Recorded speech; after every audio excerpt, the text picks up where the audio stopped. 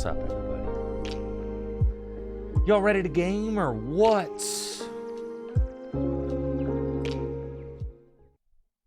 Let's do this thing. I have a dermatology appointment today. Yeah. So I got about, I got like 3.5 hours. Which is plenty of time to game. There's plenty of time. We got plenty of time. But I'm going to skip all the chit-chat and hop straight to the gaming. It's not, my skin's okay. I am getting a wart removed. It is not a big deal. They gotta freeze it, and then it's gonna go. Easy peasy. No problem. But, you know, you gotta get it done. I'm glad to see everybody really is enjoying the Flamigo dumper emote. Let's see. Can everybody, for the Tricky Gym VOD audience, can everybody show me your dumpers? For the Tricky Gym VOD audience, so you guys know what I'm talking about. This is a new emote from our lovely emote artist, Maury, who has done an exceptional job with our emotes over the years. Absolutely love it. This is Flamigo shaking that thing. Thank you, Maury. Huge thank you to Maury for providing that for us. You know, we always needed a dumper emote. Now we finally have one. Thank you, Caster Edlin, for that sub. And hopefully you enjoy your access to the dumper emote now. Thank you. There you go. See? And there you are. Wasting no time whatsoever. Appreciate that subcaster. Thank you. And thank you to everybody who subbed to the channel and helps support the content we create here on Tricky Gym. Thank you, guys. And thank you all for being here. The shop is getting ready for the Orlando Regional Championships this weekend. Got that coming up. So everybody here at Full Grip is prepping, getting everything packed up. I mean, it's going to be like the biggest regional of all time. There's like 1,700 Masters players. There's over 2,000 people going to be there. And it's going to be a good time. I'm amped about it. So I'm not going to be streaming this Friday because I'm heading out Thursday night to Orlando. Let's see. I'm working on rearranging my studio again. So, I mean, obviously everything kind of on this side of the camera is staying the same. But I'm reorganizing everything over there. The tabletop video that I just released on YouTube where I filmed League, I want to mess around with that tabletop setup and the background for that tabletop setup. I'm basically going to create a second one of these. You know, with the brick wall and the skateboards, I'm going to create another one right over there. So that this is like my background and all that. And then when I'm having, you know, a League match that I'm featuring, I'm going to create like a second stage for them to play on that looks really nice. So I'm planning on doing that. I'm planning on recording standard just like I did for GLC that one time. I am planning on doing that.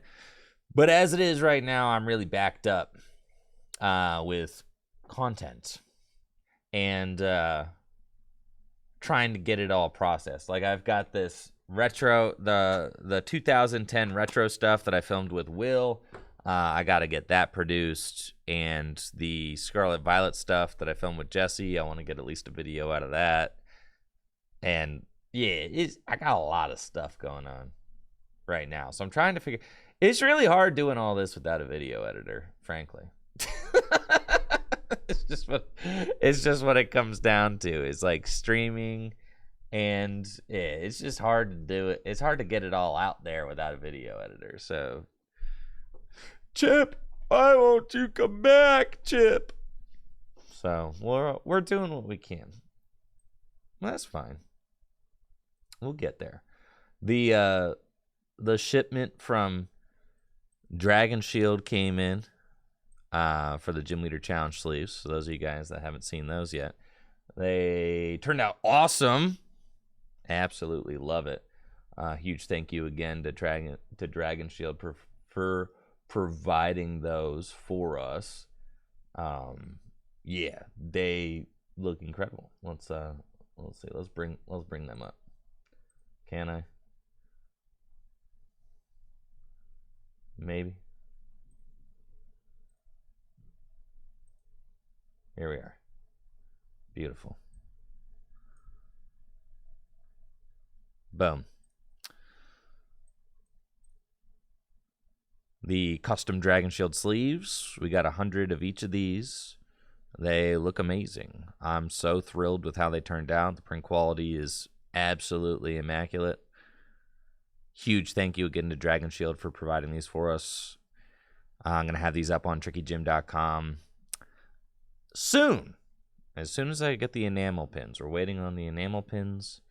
And then when the enamel pins show up, I'm going to have the playmats up and the sleeves and all that. So, you know, really hyped on how those turned out. Now, let's get into it. Let's get some gaming going. I've been thinking a lot. I mean, obviously there's just like Lost Box, and there's just like Lugia, and there's Mew, and then there's a gazillion ways to play Lost Box. I want to, and like when you play on the ladder here, almost every matchup is a Lost Box matchup. I am not a Reggie fan. You will not catch me ever playing the Reggie deck. I think that the Reggie deck is a bigger... all of the decks in the format are piles except for Mew. Mew is the only deck that draws well consistently out of all the other decks. But Mew can be countered by a single card, and now that single card can take 4 prizes instead of 3 because of the silly Sky Seal Stone. So, now...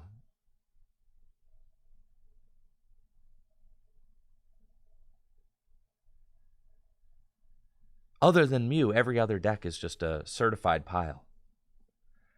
The Tool Jammer doesn't work against the Sky Seal Stone because they can just use it on the bench. Yeah. So, that's kind of... let's see. I was like... oh, I was doing some silly stuff. Yeah, this was kind of fun, though. We were attacking with Amazing Reshiram. I think I ran out of energy. Because I have just one ordinary. Last time I was playing this, I just ran out of energy. This deck's kind of sick, though. I got these big parasols, and nobody plays Lugia. I don't even need these, honestly. But I guess they're for Sableye, too, so that's okay. All right, I've been thinking about this more, though. What's the Jolteon for? I don't know. He's just cool. He was just here for the ride. Like, you got lightning. What about... oh, I broke my keyboard desk. I know that doesn't affect any of you guys at home, but it affects me quite a bit. So if I look awkward, like trying to hammer away and type today, it's because my tray broke. But I'm very proud of myself because I was able to piece back together the metal parts. It's just, and so now it's just I need to get myself a new the new actual wooden tray. So I'm gonna go make my own because I got the metal components are still like really nice, and I was able to piece them back together. But the anyways, yeah, I know you guys don't really care about that. I'm gonna get it fixed. It's gonna be cool. Let's strolling Ragarolla. You always look awkward. Thanks. What's the Rayquaza? He takes a lightning, a grass, and a fighting, doesn't he? Dunny. Lightning, grass, fighting. So you're telling me ain't no overlap between this guy and this guy, huh?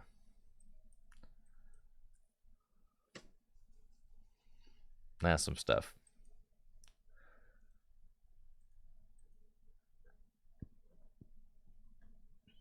There's a colorless. That's true. What if you made it like 1 and 1?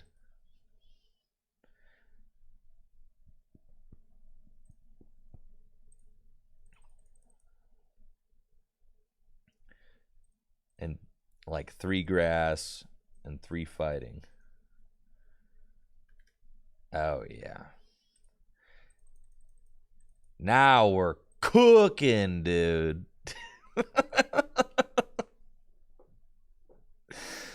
Yeah, now we need a energy recycler. You need Raihans. You don't need that Zigzagoon anymore.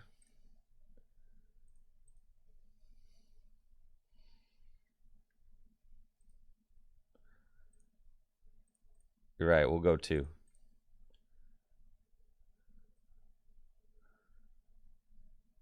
$61 cards. That's fine. I don't need so many bosses orders.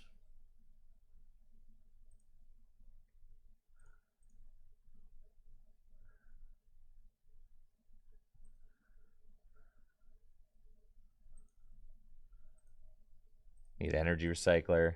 We need Cramorants.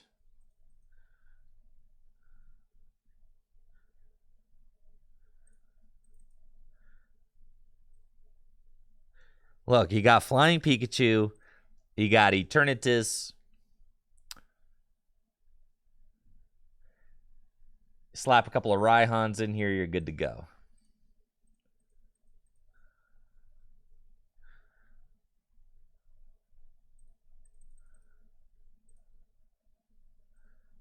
Sky Seal Stone. That's what? So we could.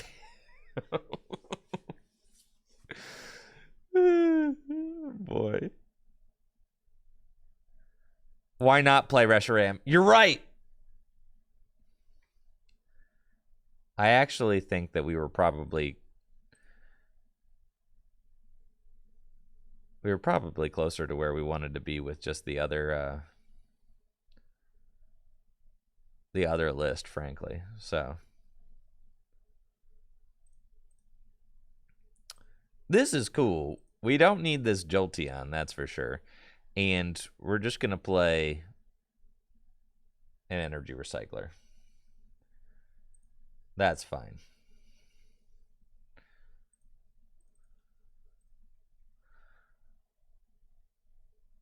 We got our 4 scoop up nets. This all seems fine. 3 bosses orders just feels like a lot. I feel like we could do 2. And we can play a Cramorant. Yeah.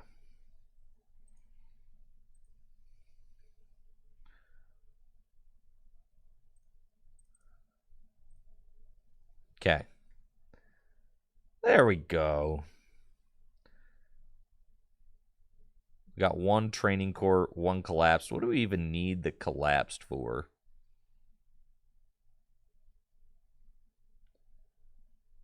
The Zigzagoon so we can hit 180 or 280 with this.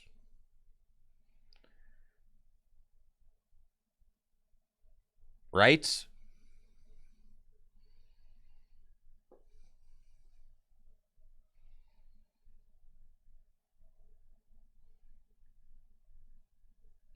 Right. He's just big, bro. He's huge. I like that. Play 2 rods.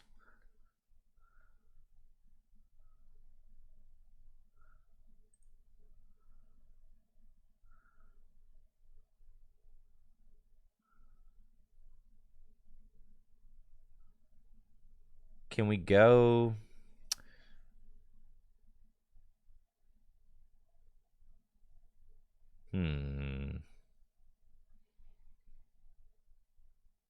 What would the path be for? I'm like a little worried about Gudra. That's why I got the 3 ropes. But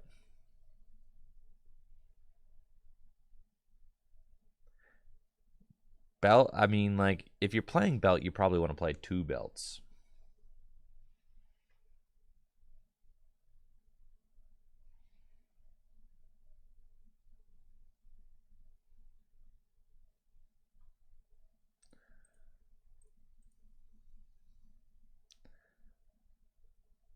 Okay.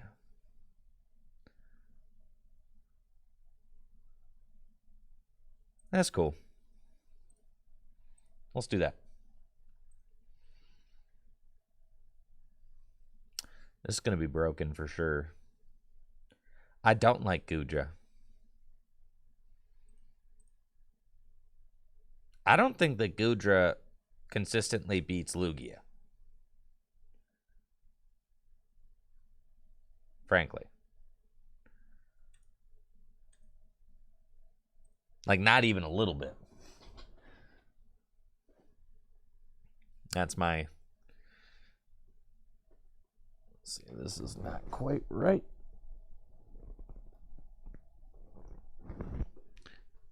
That's better. Thank you, Reverend General, for the sub and the 13 months. Appreciate it, Reverend. And thank you. Broken deck. Let's go.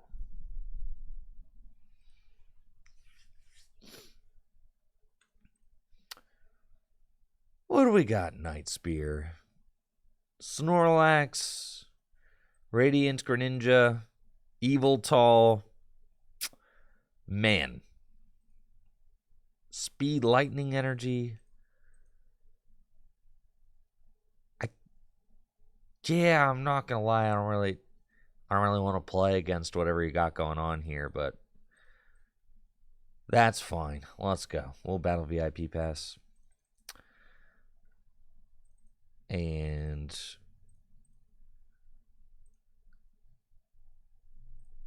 we'll get these guys. Start selecting. That's fine. Select a little more. That's good. Culver's. Take a rope. Mirage Gates.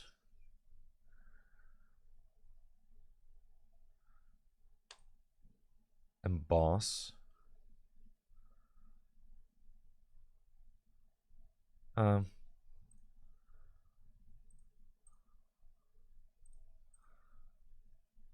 That's fine.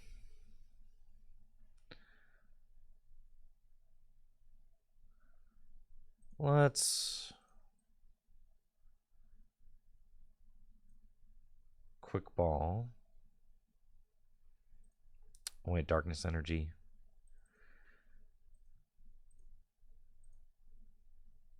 We got a flying Pikachu in the deck.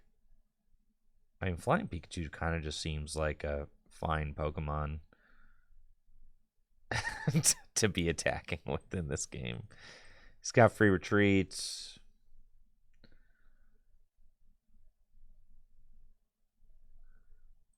Does 160 damage. That's fine. Let's just do it. You feel?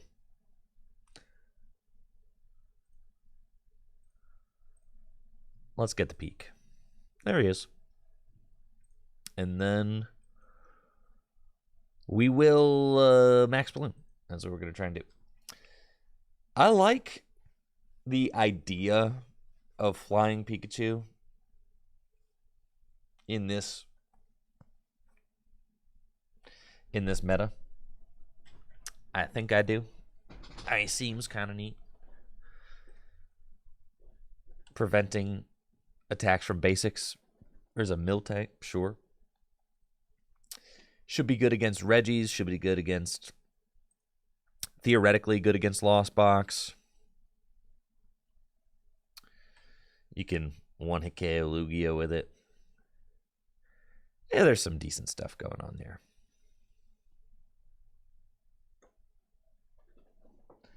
Also, I really don't hate Radiant Eternatus just as an attacker. I mean, 200 damage for 3 is really good. It's just, like, the stats on this card are absurd, right? 170 hit points for a basic single prizer that does 200 damage and has no weakness. Like, just taking the card at face value, even without its climactic gate ability, which is also really good. Taking the card just at face value, it's like it's an absurd card. So it does feel bad to play a deck that can't attack with this, because it is just it's a really good card.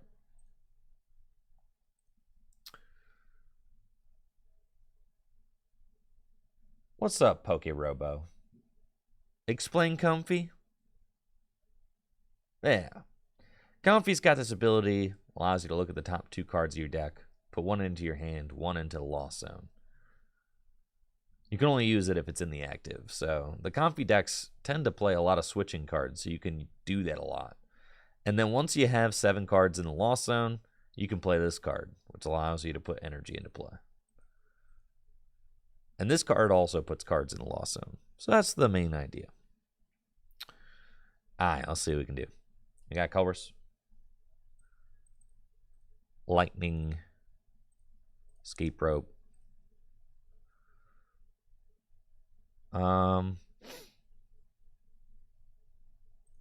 Lost vacuum.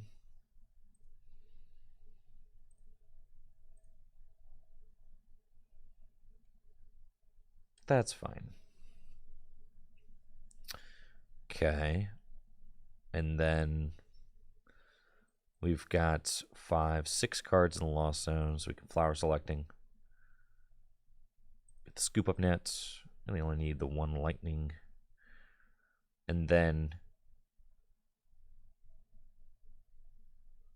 little mirage gates.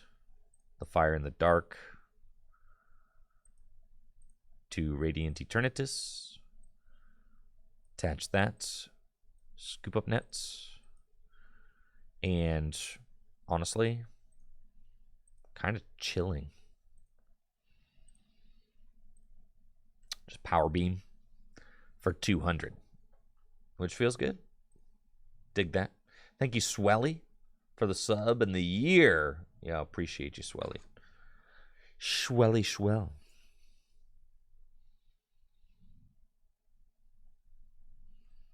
Yeah, he kind of goes hard.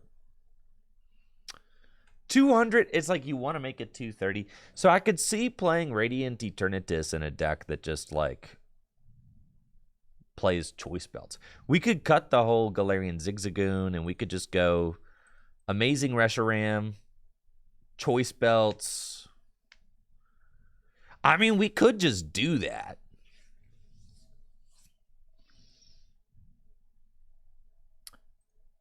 Because 200s, I mean, bumping that to 230 is just really good.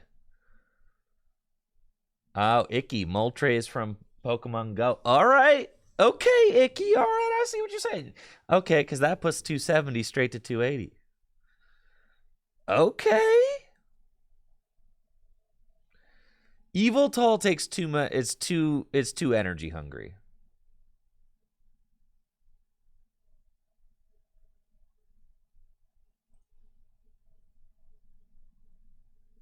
They're Thorntonin. All right, that's another Miltank. That's fine. He's got 170 hit points, dog.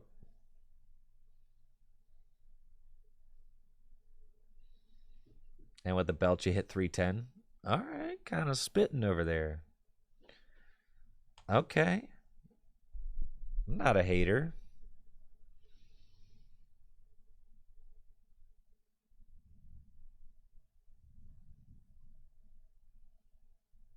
Keep making changes to attack with Eternatus, and pretty soon this will become a Radiant Charizard deck.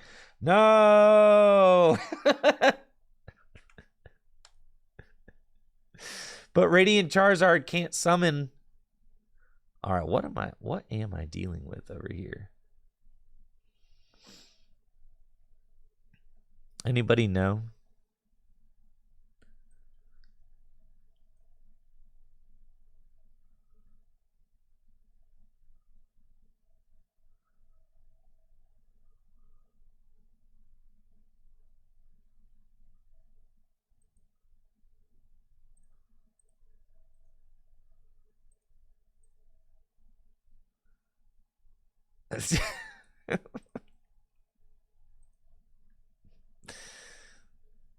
I don't think that they can beat me.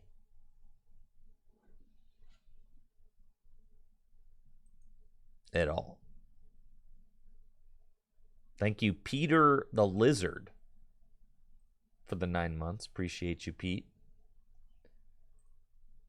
Thank you. Okay, so they're going to knock out my guy with 2 twin energies.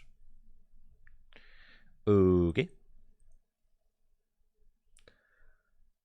That's fine. Flower selecting. I'll take the Culver's. And we'll Culver's. Mirage Gates. Comfy. Cramorant. And we will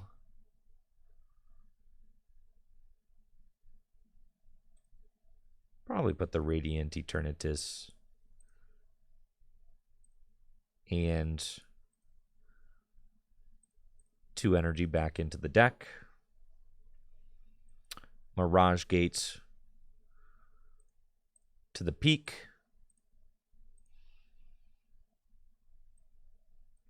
Switch. Umbrella. Alright. Give me the old max balloon. And there we go. Another Mirage Gate. Feels good. It does feel like I have just the right amount of energy recovery now with a Recycler and 2 rods. That feels good. Yeah, I got this Miltank to worry about, but honestly, I can knock out the Miltank. I mean, Cramorant just knocks out Miltank, so. You guys realize Miltank is like officially dead with rotation. And it only blocks damage from Pokemon Vs. Couldn't see it.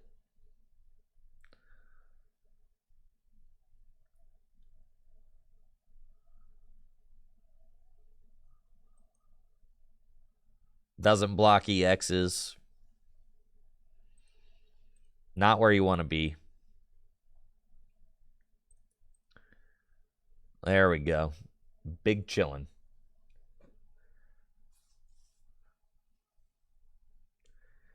The thing is, I don't want to waste my boss's orders because it is a control deck after all, right?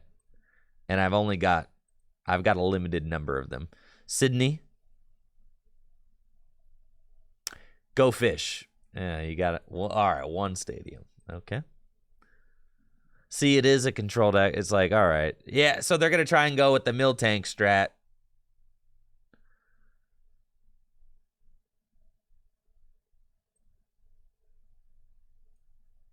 GG's.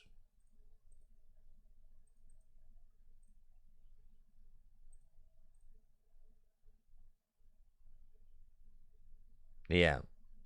Unfortunately, Miltank's just not that good anymore. Nah. Not, it ain't it, man. Miltank ain't him anymore.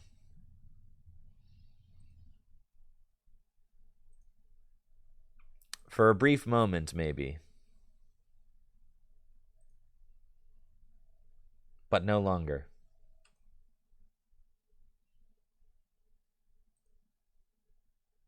Let's take another look. All right, what if choice belts, you know?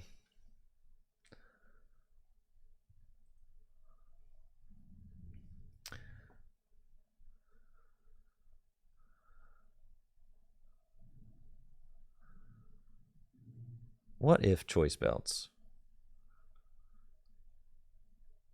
If you play choice belts, you don't need Zigzagoon.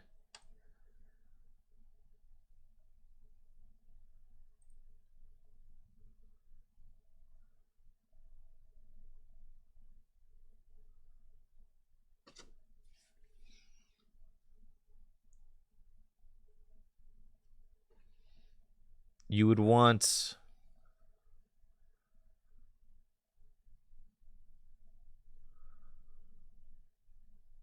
It's really hard to fit choice belts in here.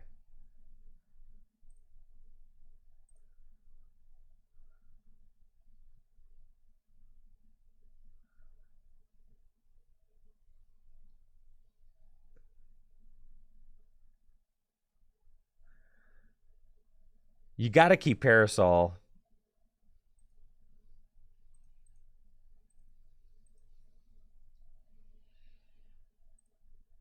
I felt like I was right on the money with the number of energy.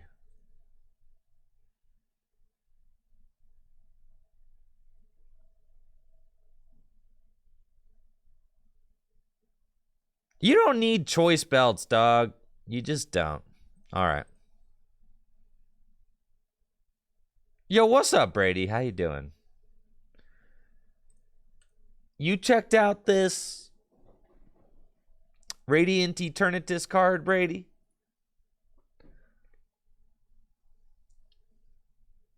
He's pretty cool. What if you prize Eternatus? Well, then you better get to taking prizes so that you can find them. Or just don't prize it. You ever thought about that?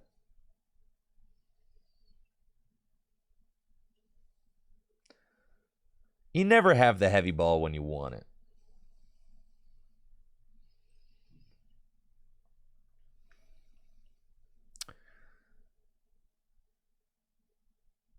All right, what kind of deck do you think I'm playing against? Looks like I might be up against some sort of Lost Box deck, but they didn't get much after the Radiant Greninja concealed cards. So we're going to try and donk them, shall we? Let's battle VIP pass, and we want these guys. We've got our Galarian Zigzagoon in the deck, which is fantastic. Then we'll Culver's Experiments, and we want Lost Vacuum, potentially. We want Escape Rope, and we want Rod. That's fine. And then we'll Flower Selecting. We find a Scoop Up Net, and I'm pretty sure that does it because I've got 3 cards in the Lost Zone. Now I can do this. And no, I need it. Yeah, I've got the Cranberry. All right, and then I can Lost Vacuum that, and now I've got 4 cards in the Lost Zone, and then I can Quick Ball this, and I can go get Zigzagoon, and we go Headbutt Tantrum, and we go Headbutt Tantrum, and that is GG's no re. There we go. Boom. Later, skater.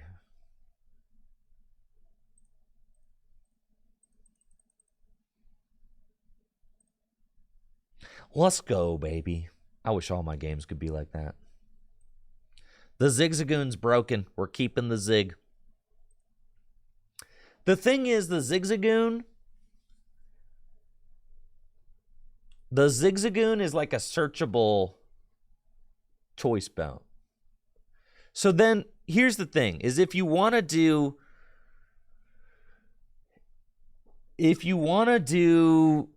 230, like, what's the point? If you're doing 230 with Radiant Eternatus, you might as well just be doing 270 with Amazing Reshiram.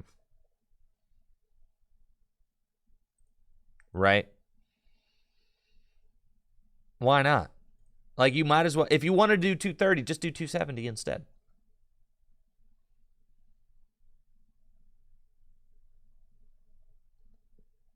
The Zigzagoon just really fixes your math in a lot of situations.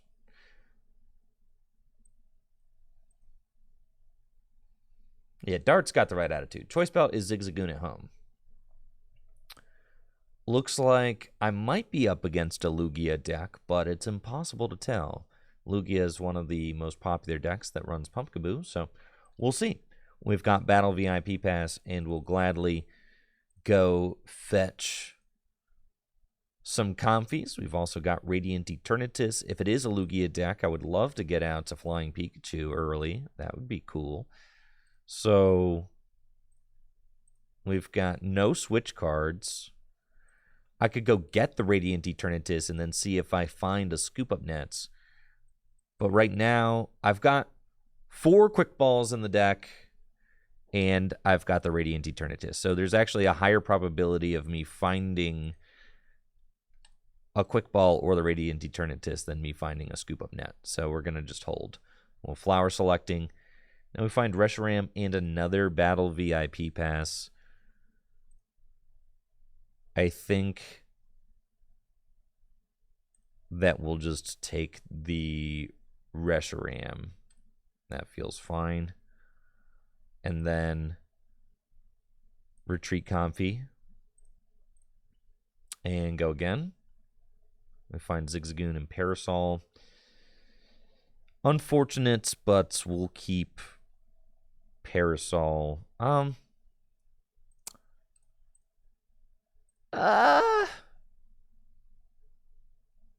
That's fine. That's fine. Because if we keep the Galarian Zigzagoon, if it is a Lugia deck, then I can knock out Lugias with Reshiram, which is also pretty good. So let's keep the Zigzagoon. All right, and then we're just going to hang out here. That seems cool. Pass. And if we don't find Radiant Eternatus turn 1, that's okay. We can still get it turn 2, and I can just go get Flying Pikachu then. It looks like it is a Lugia deck, but my opponent has nothing. So we're just going to go win this game, which is sick. Let's Colress. Oh, yeah. And now we're big chilling. That is GG's. No re. Go get me that young Cramorant. 4 cards, and we'll spit innocently. All right. That's what I'm talking about. Right there.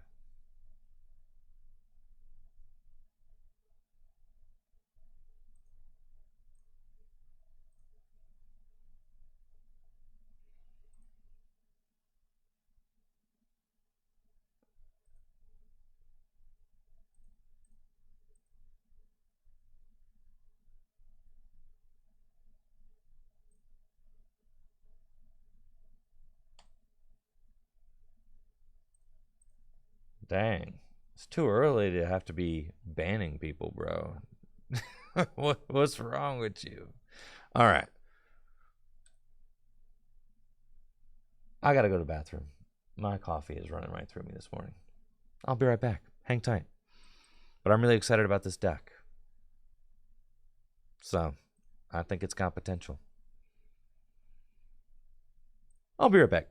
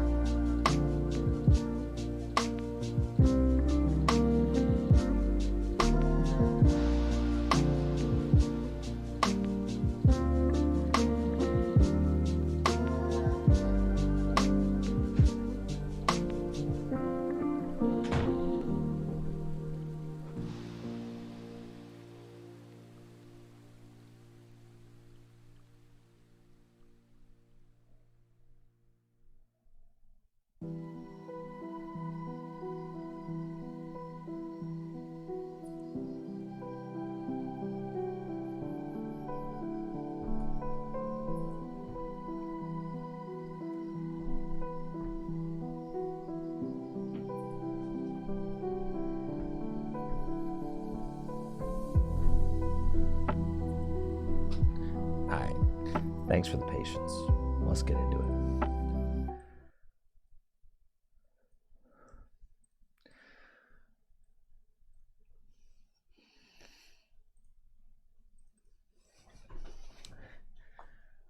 This deck is sick. This is going to be the one. I'm confident.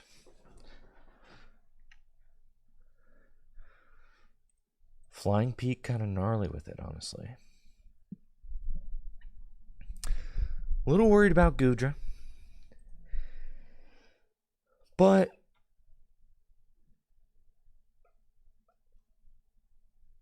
theoretically,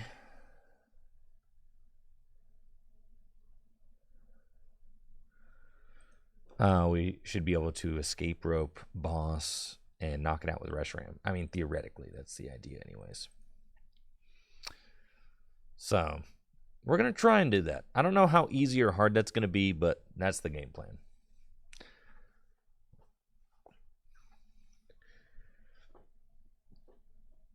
Ah, God, the winds are so free today. Some days are just easier than others, you know. Man.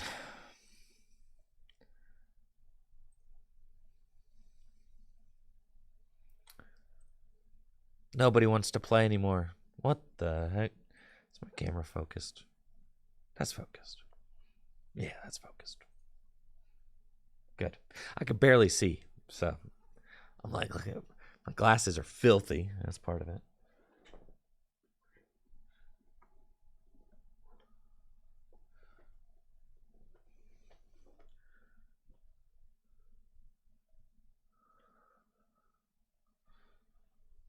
Absolutely disgusting glasses.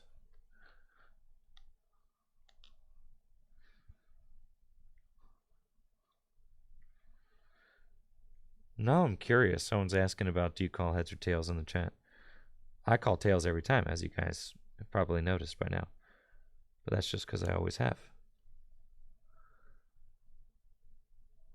And I feel like if you call the same one every time, it's like, you know, it'll just buff out to 50-50. So now I'm going to poll the chats. It should be 50-50 regardless, I guess, but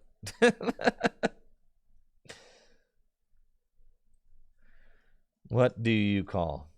Heads, tails, I mix it up. There's no, who mixes it? I feel like mixing it up is crazy behavior.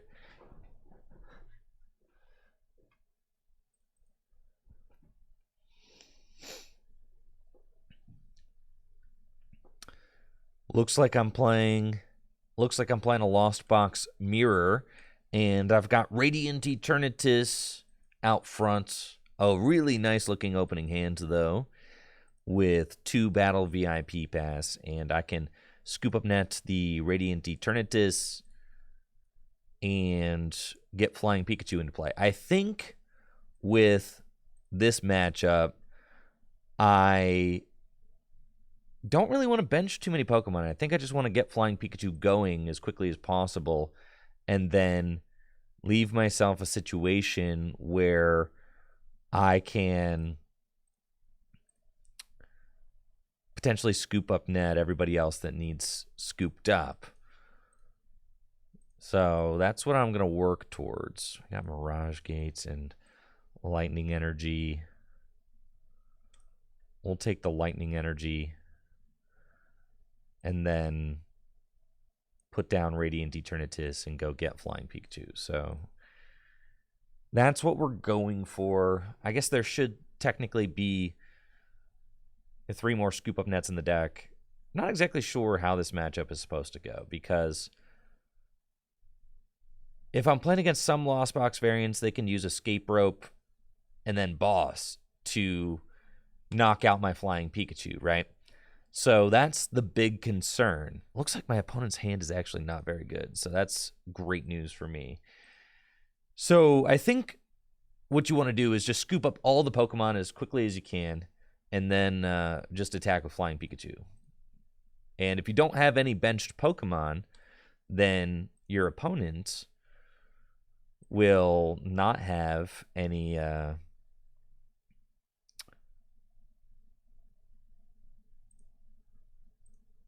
Let's see. Yeah, we're doing... So I probably should have just gotten more Pokemon out, you know? Because now I'm sitting here with like 4 cards, just like not doing anything. But it's cool. We'll attach to Flying Pikachu and pass. I guess our win condition is kind of like a stall win condition. So...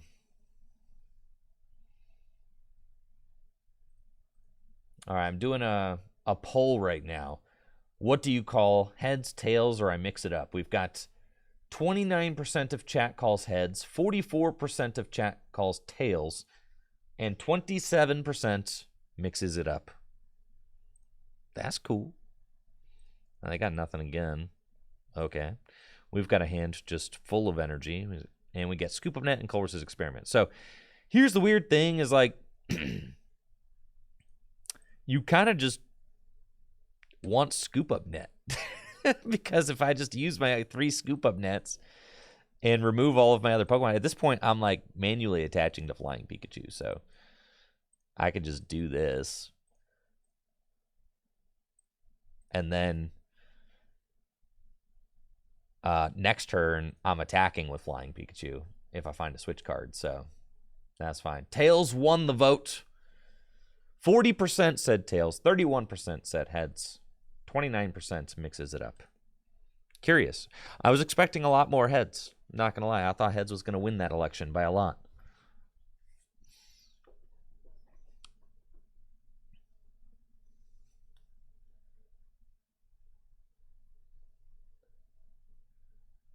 I think heads people tend to mix it up. I could see that. Tails people are more dedicated. I think that that's probably true as a generality. Tails people tend to have the tails never fails mentality. I'm like really just drawn into a lot of energy. That's cool though. I'm finally attacking with the peak, so we're just gonna, we're just gonna get in there and see what's up. Oh, and I got Mirage Gate. That's sick.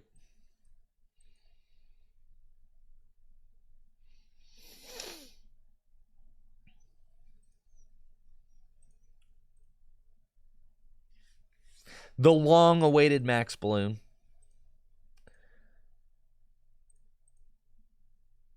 I think and then we also like really want the Parasol, so we can put that on Flying Pikachu, so that we don't need to worry about Sableye, right? Because Sableye could ruin all our fun.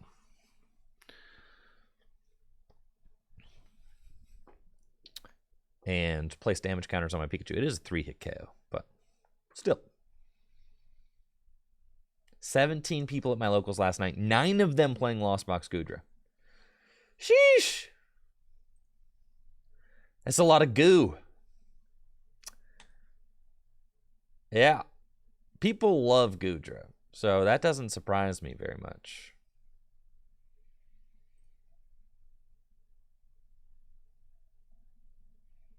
If they knock out my Comfey, they're going to escape rope boss. That's why we had to scoop these up, but it's cool. That's just one escape rope boss. I can eat that.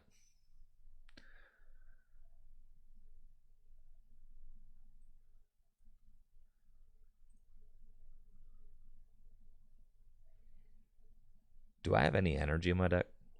Sure. Okay.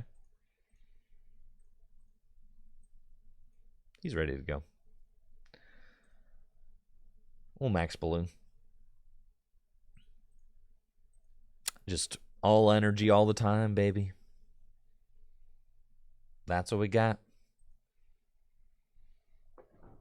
Just out here chilling with my flying Pikachu. So ways to deal with Goodra.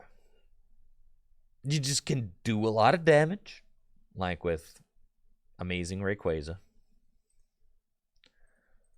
Or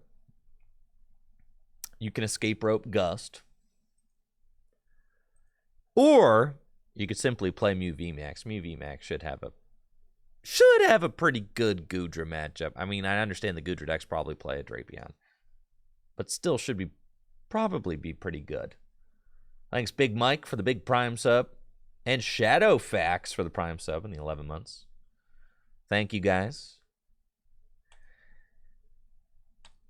Big props to all the primers out there. Thank you guys for spending Jeff Bezos money here on Tricky Jim. Lysol Stream says I play 2 Drapion and Gudrick. Good God. Do I think Mew decks are toast from here on out? No, I don't. I think Mew is still... Mew is just... It's the... Mew draws better than any other deck in the format. They might have all the cards they need to escape Rope Boss again. Which is incredibly annoying. Because I couldn't find my scoops, bro.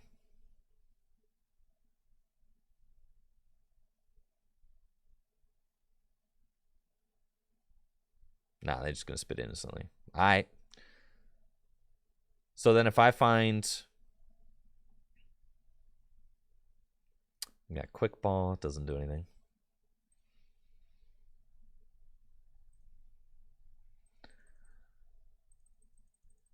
I'm just sitting here really just doing fat nothing.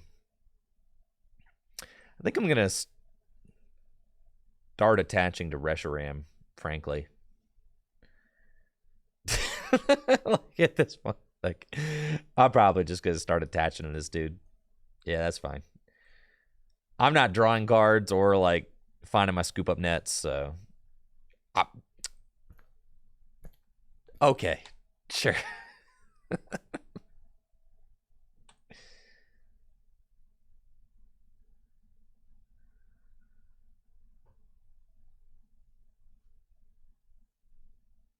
Alright, they got Raihan. That's fine.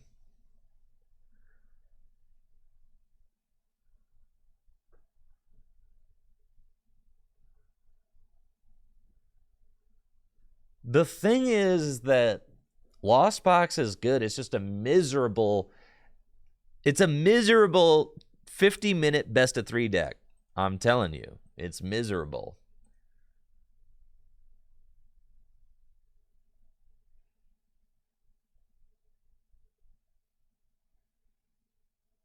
I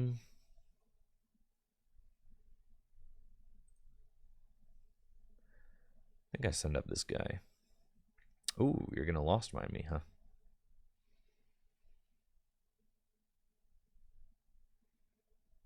That's fine.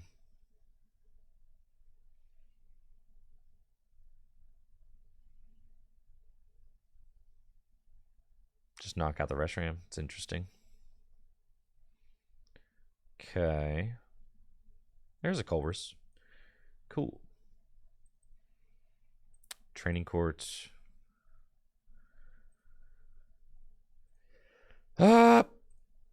It's fine.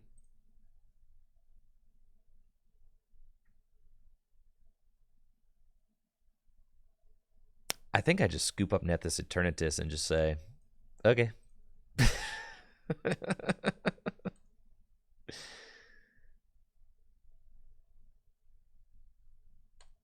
That's fine. If I can find my Parasol should be like right here. Nope. All right. I've got a Parasol.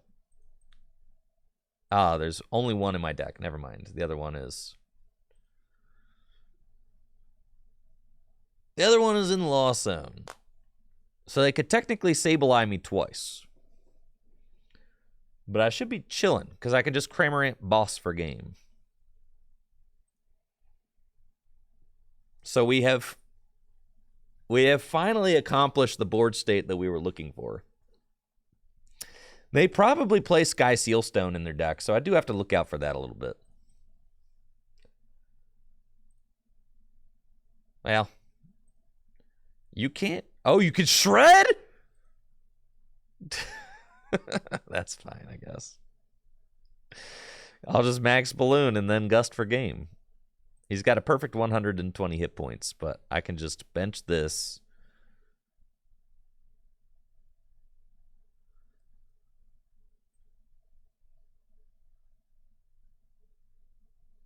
Bench this.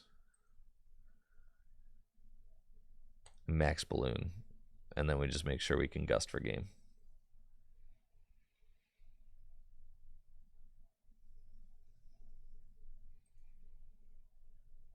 Forgot about Shred. That's cool, though. That Dragonite gives up 2 prizes. I got Boss in my hand.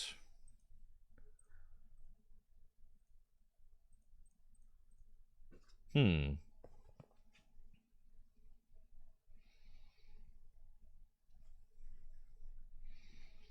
all the quick balls in here, I would love to play Illuminion, but I just don't think that we can. That was a very ugly game, but we got there.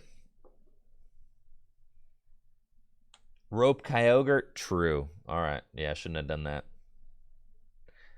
I should have just benched the Cramorant. You're right.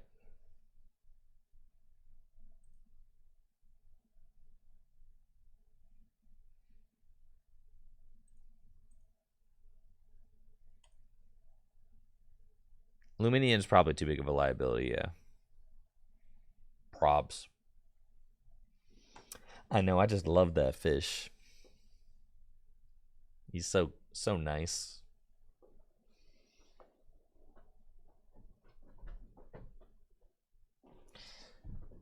Man. Anybody stretching at their desk?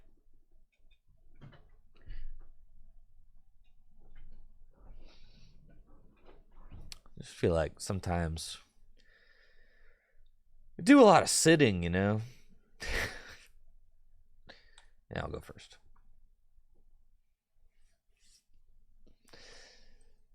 This is Lost Box for you right here. This is like quintessential Lost Box.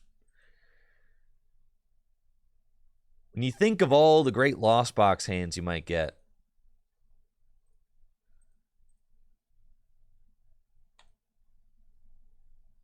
that's what I'm saying, man. Every deck except for Mew is a pile. But then Mew can get bodied by a single card. So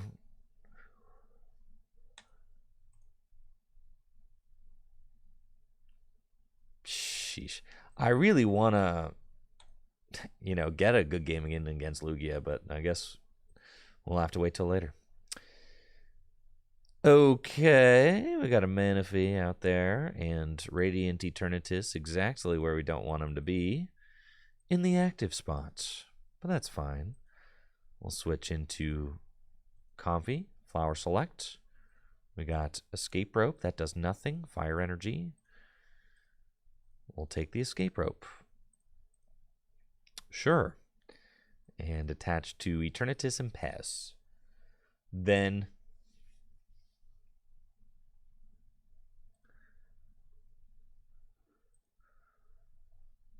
my opponent's playing Gengars. See, I don't really feel like playing that matchup, dude. I just want to play against some meta deck. Get some practice in. You feel me?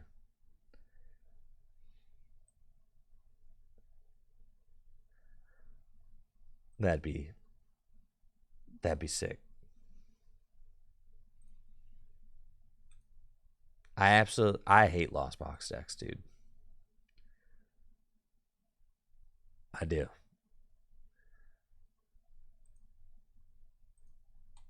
Every opening hand, you have to like hold your breath and be like, God, I hope I just open a Comfy. Please let me open a Comfy and a Switch card, please.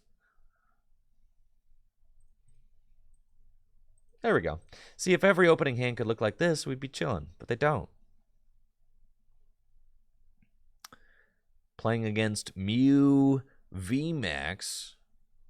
Playing against Mew VMAX with our Radiant Eternatus Lost Box deck. We've got a really solid opening hand with amazing Reshiram, Battle VIP Pass, and Culver's Experiment. Anxious to see what kind of Mew list this is, whether it's the double turbo exclusive Mew deck or the Fusion Strike Energy Mew deck. They've got turn 1 for Sealstone, Battle VIP Pass. It's looking like the double turbo Mew. And they've got a turn 1 Path to the Peak, which is quite annoying. But they'll probably bump it themselves so that they can continue drawing next turn, so it is fine. We got Battle VIP Pass, and Drapeon's in the deck. Radiant Eternatus is in the deck. We're not going to go Flying Pikachu this game, so that doesn't really matter. All we have to do is go get some Comfies and start cruising. So let's do it. We got that. Colress's Experiments, Scoop Up Nets, Colress, and Energy Recycler is a pretty good card. Darkness Energy, and we won't need those. Frankly, we've got the Drapion, which is just going to take, so all we need is the gas. We just need to go. You feel me? Just gotta go. We're going to go get Cramorant and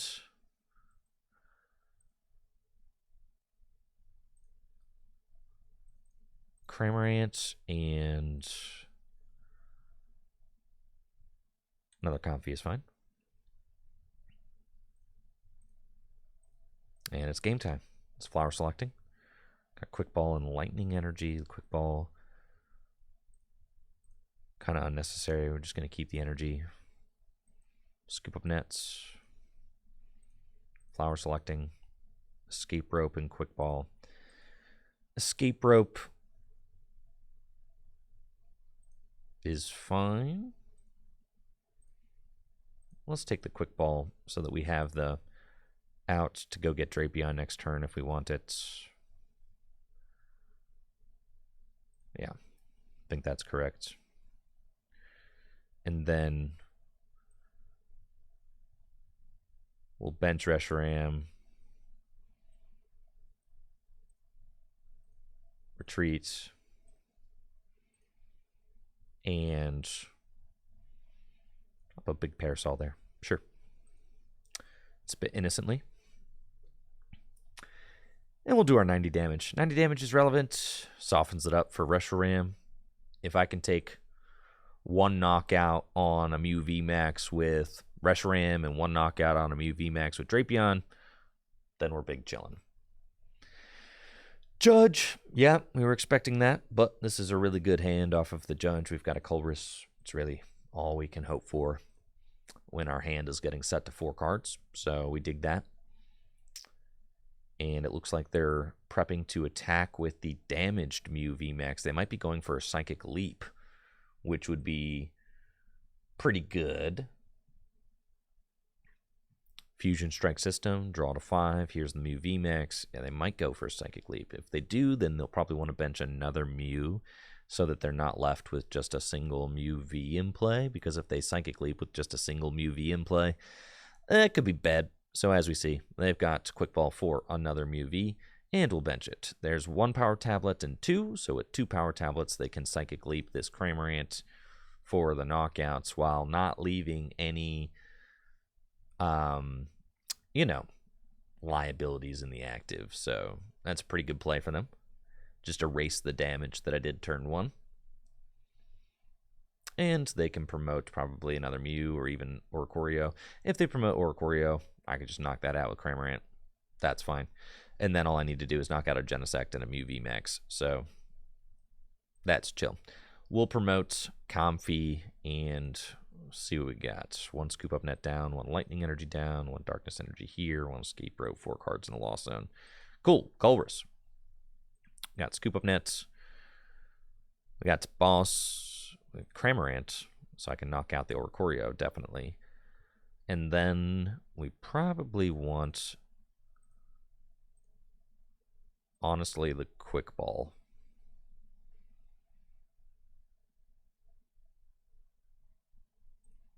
Seems good. I do only have 2 Boss's Orders in the deck. The Quick Ball gives me access to the Drapion, which is like obviously quite good. The Boss's Orders gives me access to a Genesect We'll find our game-winning boss. Just not yet. Okay. Probably going Cramorant this turn. We've got Mirage Gate and a Rod. We can keep the Mirage Gates. And then scoop up Nat the Comfy, Cramorant, Quick Ball. Oh, my Drapion's prized. That's cool. We're bluffing. All right.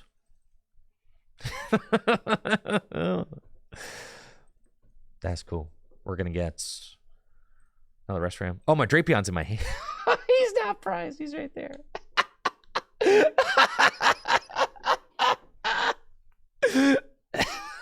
There you are, you sneaky fella. All right. I think I'm going to play this preemptively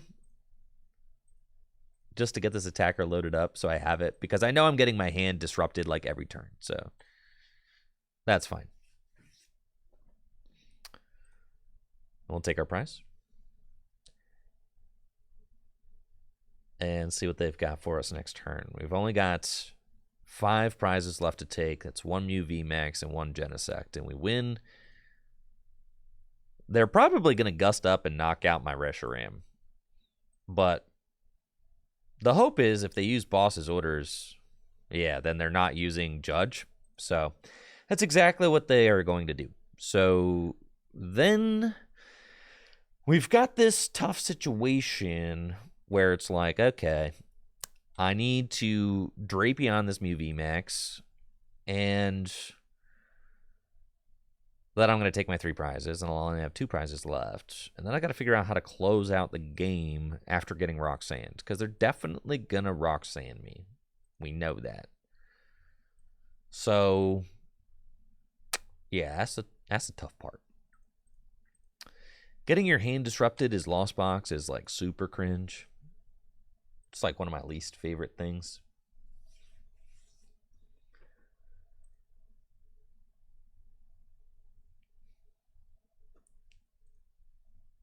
Yeah, I should have kept the boss over the Quick Ball, because I had Drapion in my hand the whole time, so I should have got that boss probably.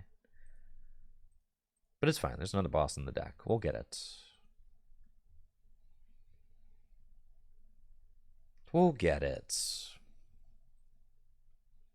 They've got 2 power tablets down, so they can Psychic Leap 1 more Cramorant, technically. We could hold off on the Drapion play and go for a game-winning Drapion. Oh, no. Oh, no.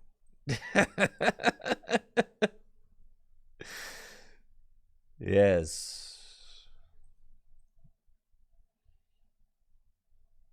Why is Mew just too good, bro? Mew is just too good. Okay.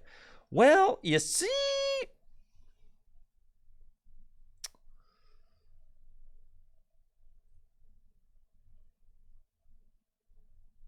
that's fine.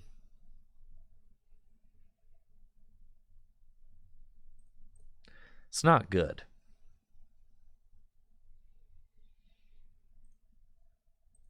But, yeah, we probably are going to lose here, because we're just going to get Rock Sand and absolutely finessed.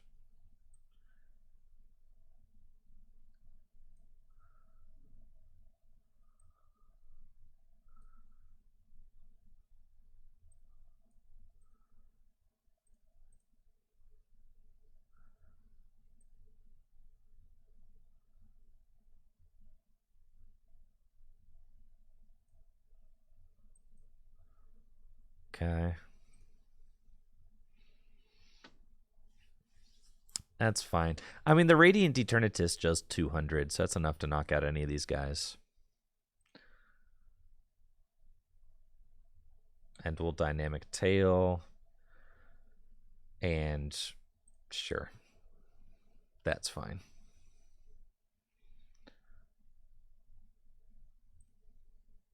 We'll take our 3 prizes. So we should just get Roxanne here and then lose.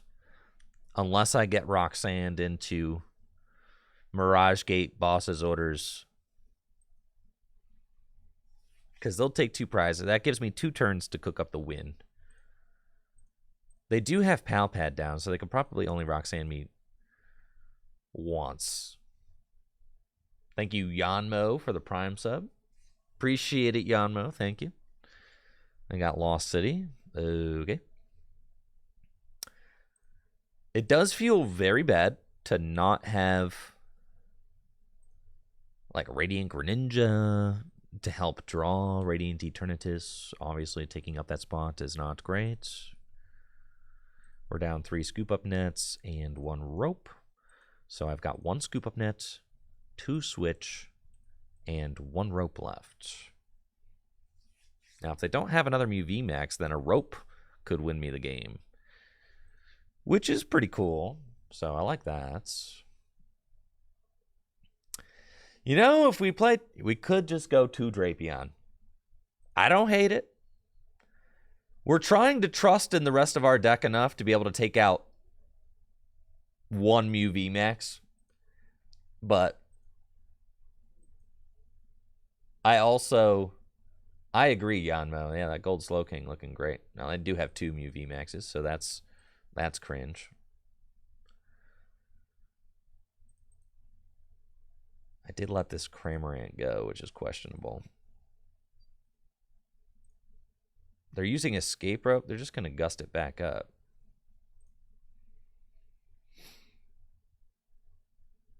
You got to get rid of the Drapion this turn, right?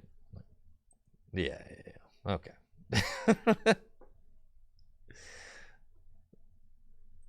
They've only got so many cards left in the deck.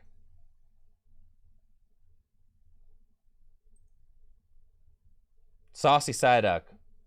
Say psych. Say psych right now.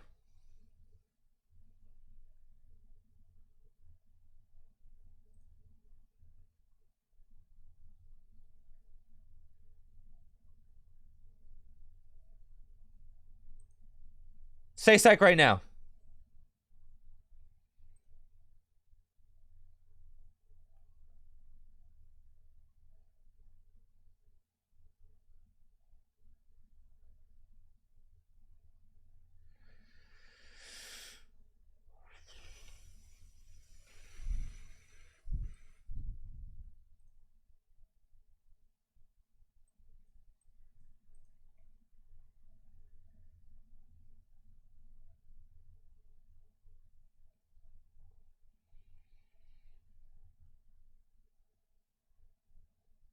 Man.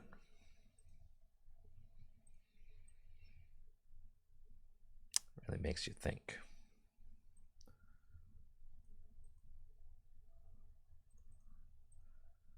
Got Escape Rope and Boss in there. Okay, I could win.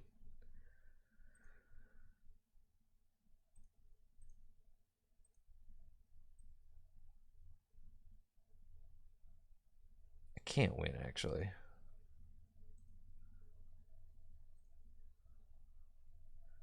Because I can't find enough cards to win.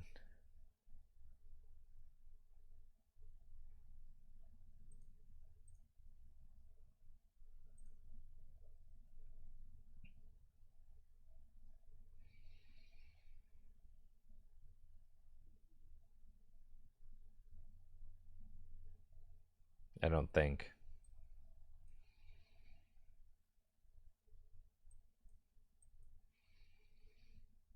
Huh.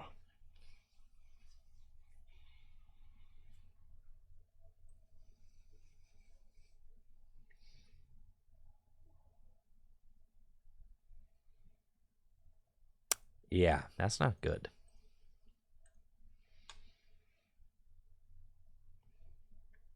If I could just find Cramorant Boss, I can win.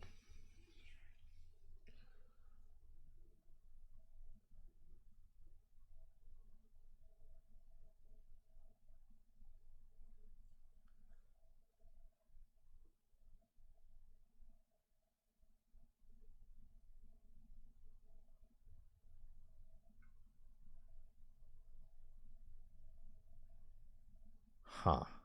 Yeah. Oh, yeah. Both my crammers are gone. I need to...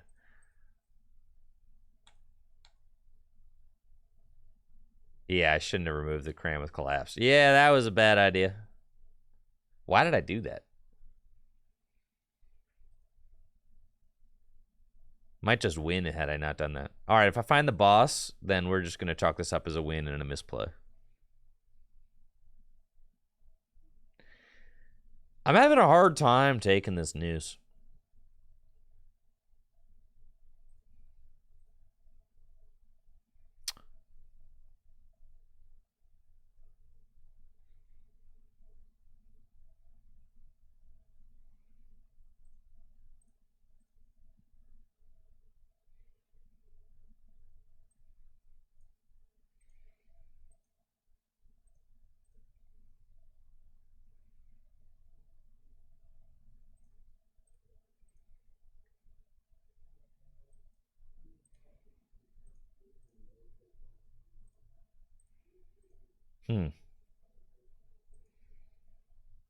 All right, see, if I had just not bumped the cram, then we just win right here, so...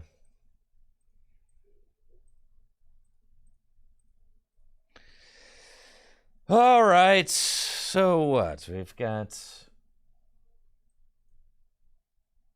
Man.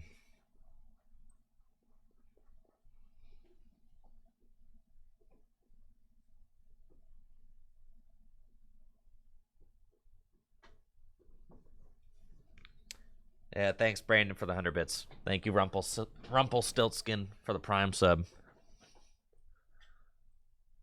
Huh. Yeah, that's not good. The thing is that, like, live is not stable enough to create, to, like... Live is just not a stable enough client to, like, to support a career, right?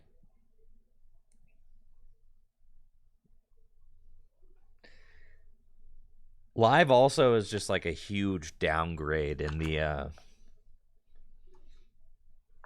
aesthetics of the content I produce. And also,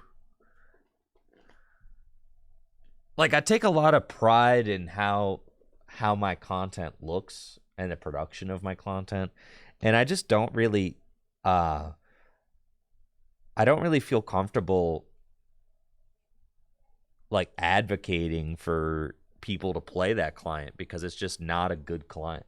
I don't want live to be people's introduction to the Pokemon trading card game because it's just not reflective of the passion and care that I think goes into this game in this franchise.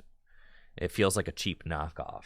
So, like, I don't want that thing that feels like a cheap knockoff to be part of, like, something that I work so hard to make sure is, like, the best that it can possibly be, to have something so... Yeah. It's really, really rough.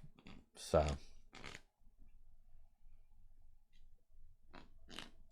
It's quite possible that the very landscape of this stream and the content I produce is going to change dramatically.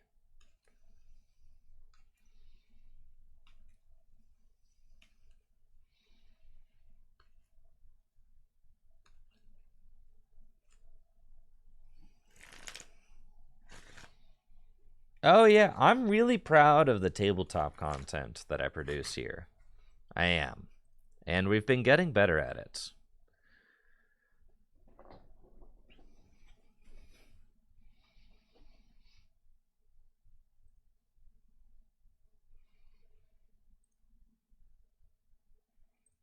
Like, I think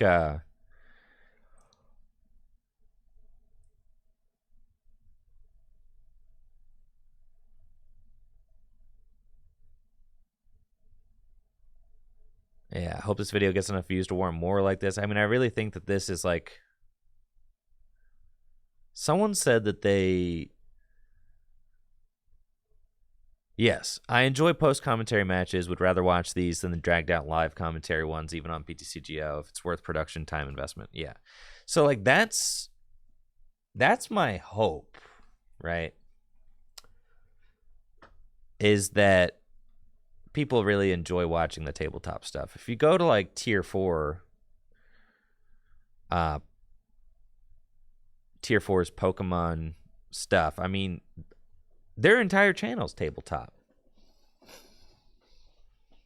They don't play no PTCGO. They're just and they upload daily videos. They're out here straight hustling. So, and it's a lot of work for sure. And they don't stream. Streaming is a big part of the content that I produce for Tricky Jim. It is. Yes, that's the thing, is like they are a team. They're a duo. I don't know. I'm very curious, like, does anybody know anything about their lives? Are they full-time? Do they have day jobs? I'm being a just curious Andy, because I'm being a just curious Drewski right now.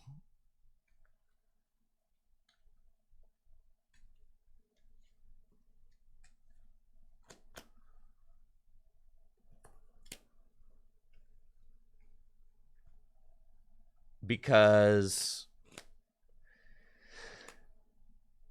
it's like expensive to pay someone to come watch your, to come stream with you every day.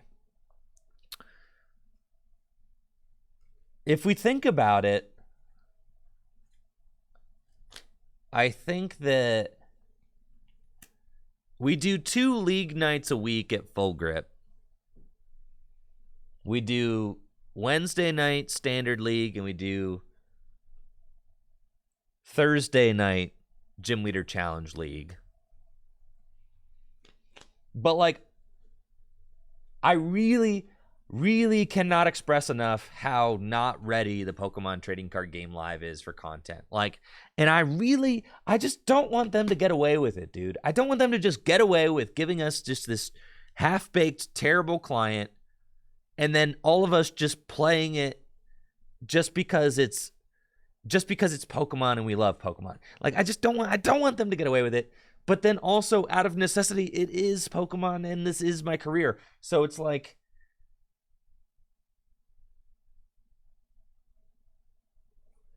do you know what I'm saying? I don't want them to just get away with delivering this, like, really subpar, half-baked effort.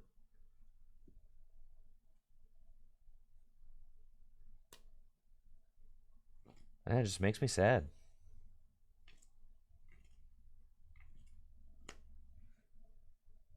Well, I'm on a live rant for a reason. It's because we got a sunset date, baby. So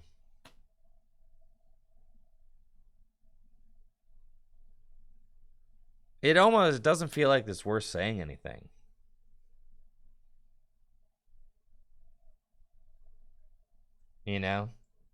It's not no sunset, just no new card. It's the same thing.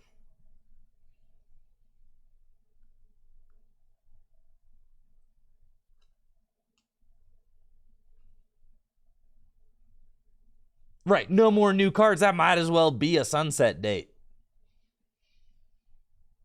It's the same thing.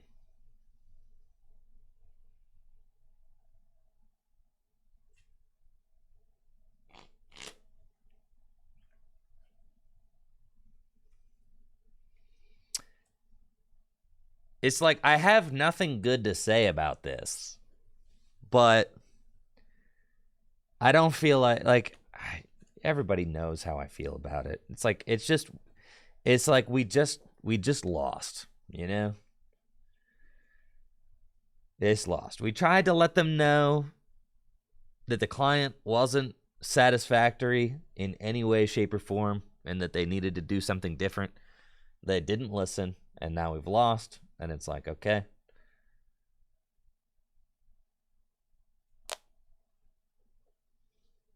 And now it's like, here we go. So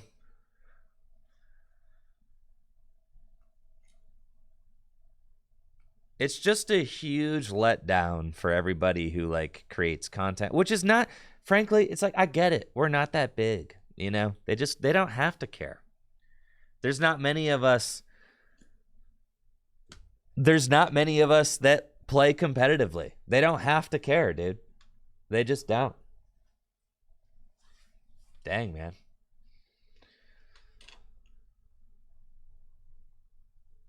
Yeah.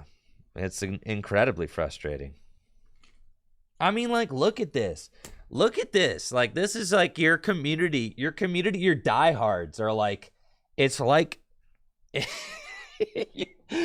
your diehards are just so sad, bro. I can't imagine letting down the community this bad.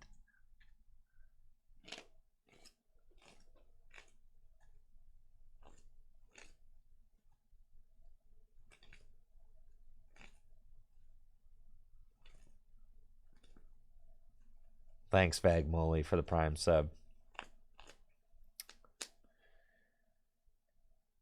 Huh.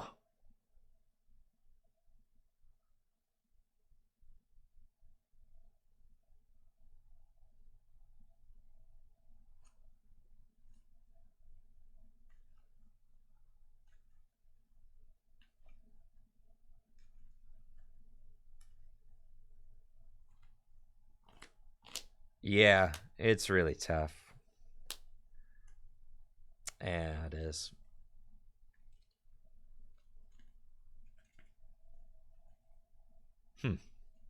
I just don't want to, like, I don't want to endorse it. Frankly. I don't feel like it deserves it. I work really hard and I take a lot of pride in what I do, and I take a lot of pride in the beauty of the Pokemon trading card game, and I don't feel like Live like represents any of that.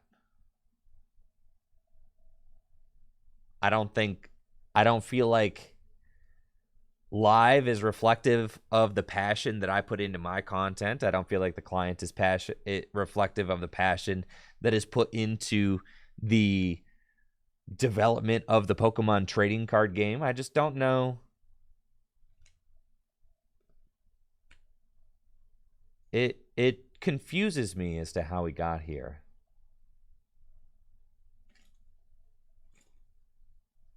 Not Daniel Davis. It's not even like it's just a kids client developed for kids. Like, no, it's not, the client is not well developed for anybody. Because it's not well developed, period. I've been playing a game, the Pokemon trading card game online. Do we need to take a look at this again? What hurts about it is that we're going from the most Mickey Mouse. We're going from the most Mickey Mouse client ever to a Mickey-er, Mouseier client. Like, look, bro, I'm sad about losing this. That's what I'm saying. This is a Mickey Mouse client, bro. Do I need to remind you of these guys?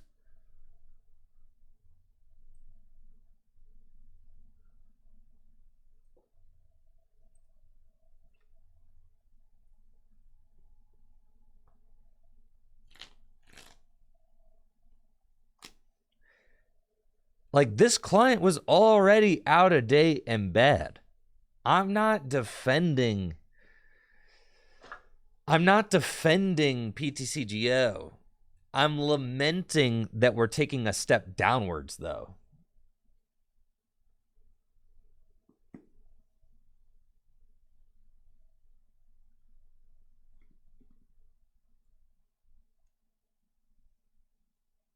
That's what I'm saying, T. Schmalls. Yes, PTCGO is a miserable client. I'm sure it's the best that Direwolf could do given the resources, because Direwolf makes some good games.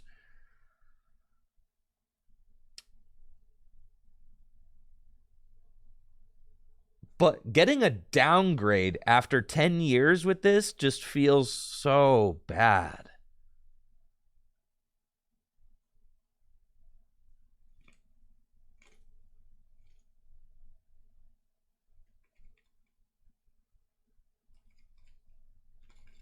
Yeah, it feels so bad. I just really don't want to. I mean, it's a huge crossroads for the channel.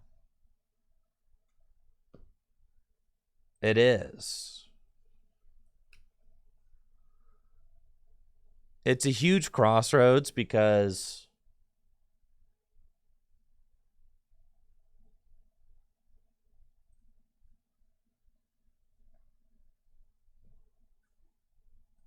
like this channel was built on PTCGO. But now it's like the Pokemon Company is going to make my job actively a lot harder with this. And that's fine. I don't have any rights to PTCGO. They could have just unplugged TCGO entirely and been like, we don't feel like paying for it anymore. Period. So, like, I don't have any rights to an online client. Like, I don't.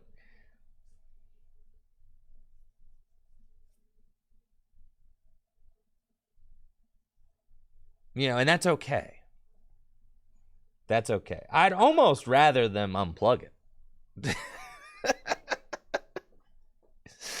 Because I feel like in my heart, I really believe that live does more damage than good.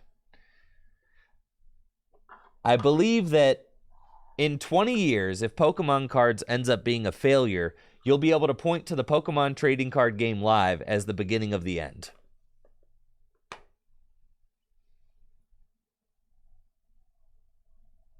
If Pokemon cards were to end up failing,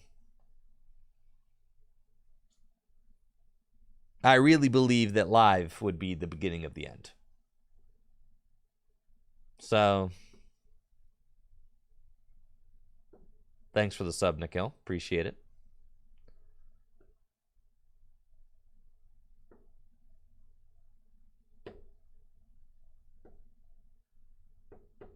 Well, that's the thing, is like now it's on my shoulders to pivot. And like I said, like tier 4 creates some really amazing content tabletop. I mean, I also am very proud of the tabletop content we produce here on Tricky Gym. You know, I mean, they do daily tabletop content, like literally. It's definitely possible.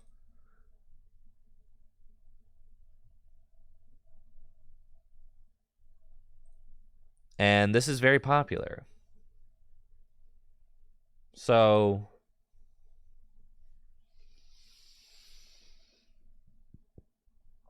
I think it's time we head in this direction, honestly, as a channel. Like, that's probably just what it's going to be.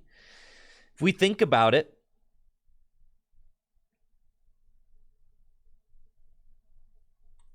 like, this was an example of what we can do on, like, a league night. And then, you know, I can stream these matches from league. And we host league twice a week. And we have good turnout with league. So I really like this. I mean, this is like Wednesday night and Thursday night, we have league. And we have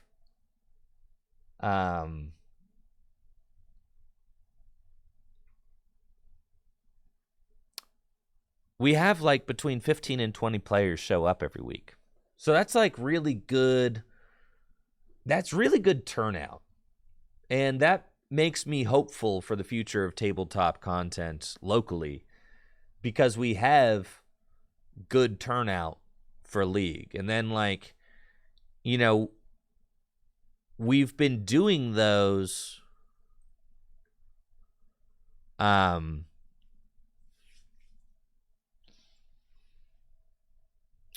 you know, the other day I recorded League matches. I don't remember what day it was that I did this. One of these days. I did commentary over it on stream, which was a lot of fun. Yeah, I don't remember what day it was, but one of these. The day with the grading test. Thank you.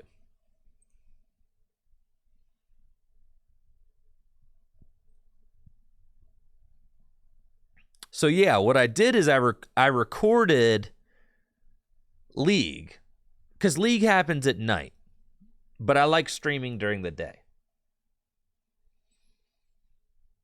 So I recorded League, and then I commentated over it. And what that allows me to do is it allows me to like fast forward through shuffling. You can also rewind things and go look at stuff over again.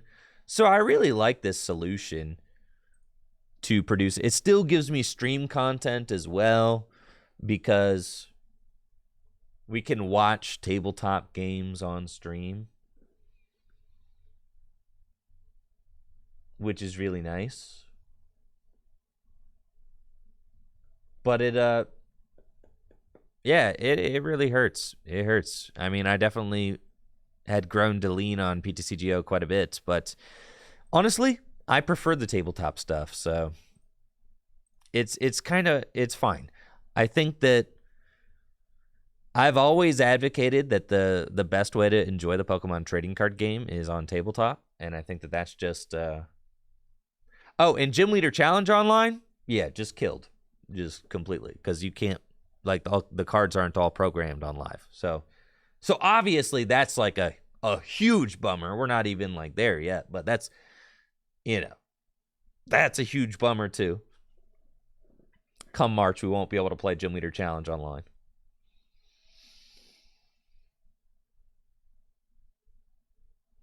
That's kind of what I'm hoping, T. Schmalls, is that this... It's like sometimes a really bad situation can just pressure you to grow. And I think that maybe that's just what this is going to do. If we think about it, like the content I produce on the Pokemon trading card game online is cool, and it's like is pretty decent. But honestly,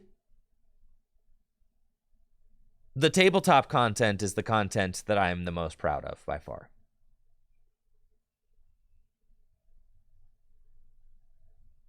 So maybe it'll just force me to lean in that direction.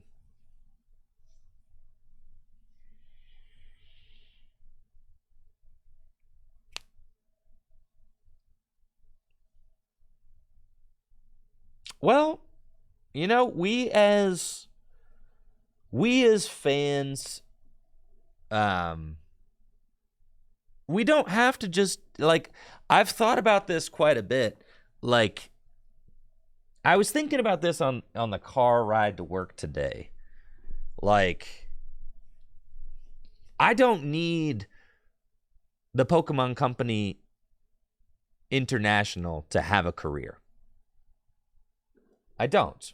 And I love many people that work there, and I'm very excited about a lot of the projects that we work on together. However, I don't need them in order to have a career.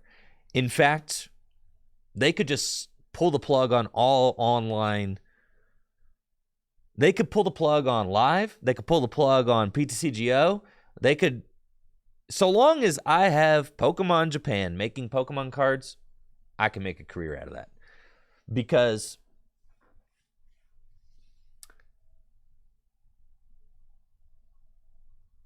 that's all I need is just Pokemon cards to create content. I don't need the online client. I don't need any of that. All I need is the Pokemon cards, and we can make it work with that. Because that's where the game is. The game is developed in Japan with the cards.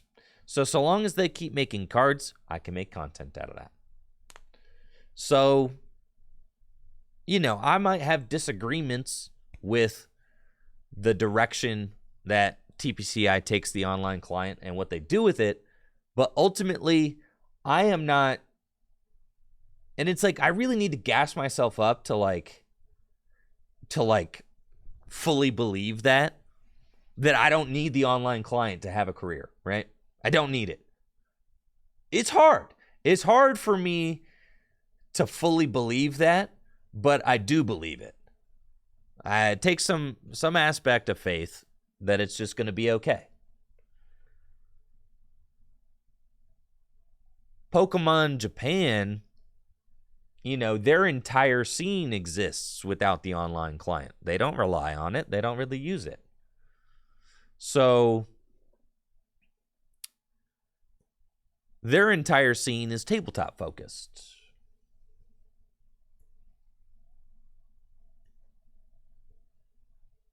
And maybe this is just going to be the start of me focusing in on that as well.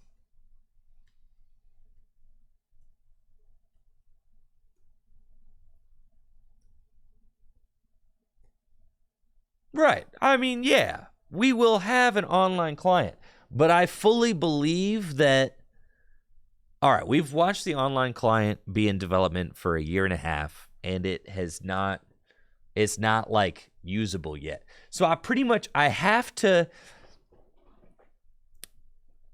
because I refuse to fail if Live fails. You know what I mean? Live might fail. And I don't want to have myself so closely linked to a client that I don't believe in, or that I don't want to have myself so closely linked to a client that isn't up to the standards of my channel. You know? That's just what it is.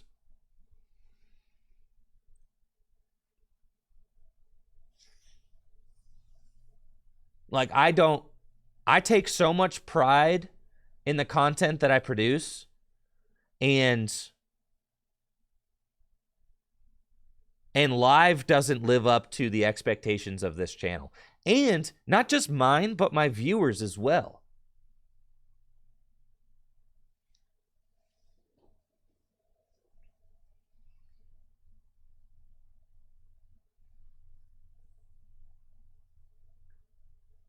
Like, I'm also not going to fight for this client's success, because yeah, I'm not going. That's not my job, bro.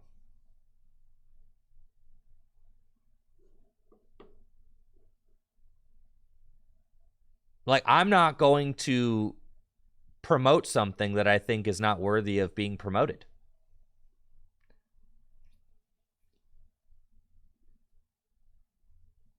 So I'm not going to. In fact, I actually believe that it's a win-win, because I firmly believe that the less eyes on Live right now, the better. I fully believe that the less amount of people looking at the Pokemon trading card game Live, the better it is for the Pokemon brand. I fully believe that. You know, like, and that's crazy, but it's true. I fully believe that, like, so I don't want to, because I care so deeply about the Pokemon brand, I don't want to show people this.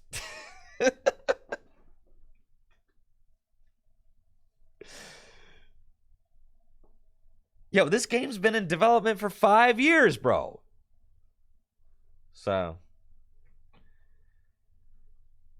you know, you could tell me like, it'll get better soon. Like, I don't really know. It's kind of been on this track for a long time.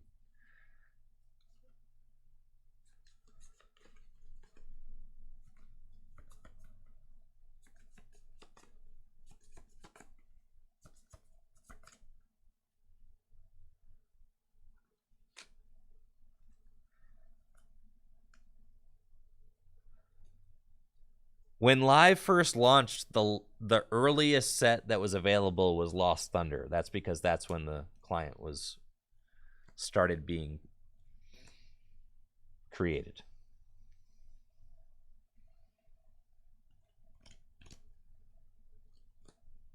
Lost Thunder was not an arbitrary decision. That's just where they started. So it's been in development for a long time.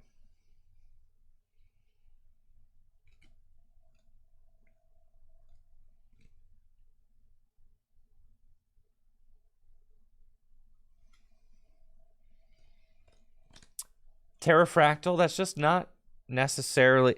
So, like, I guess the thing is, if you want to, all right. So, like, obviously, I am.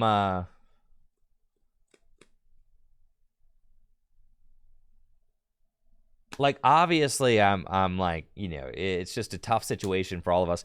This has been like a long time coming. It's kind of just like this is just a purging of the emotions that's been building up for the last year and a half. So, if you want to look at it, so let's try to put some positive on it. All right, maybe here's, thanks, Gabe, for the sub in the 25 months. Here's, you guys want some insane amounts of copium?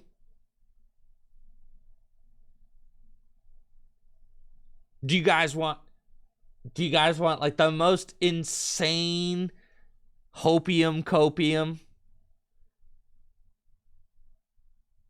Here's a insane copium. You guys ready to take the biggest copium hit of your life? Thank you, No Think Vibe Only, for that sub. All right.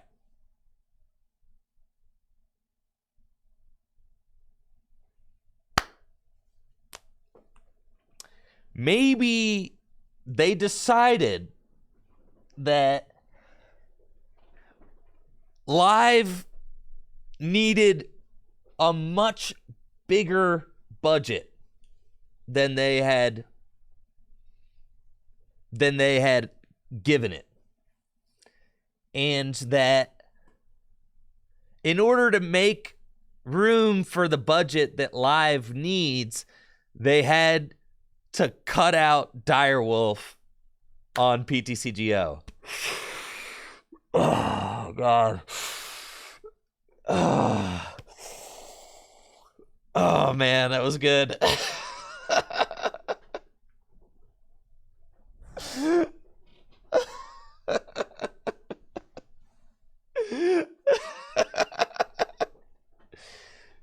Yeah.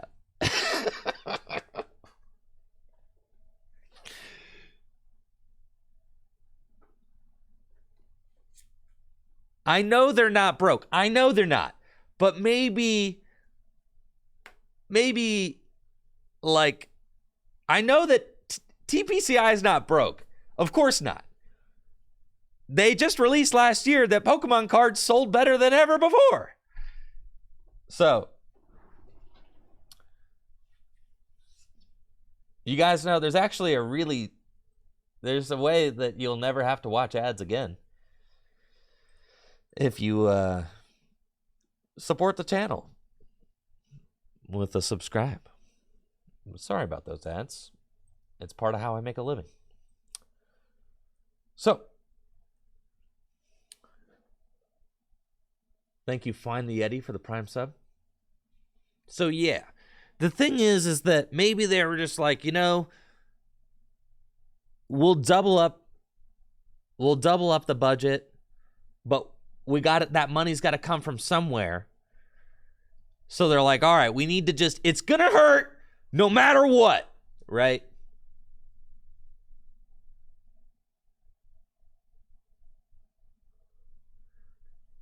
Thank you, Dave, for the gifted sub, and Yeti for that Prime sub.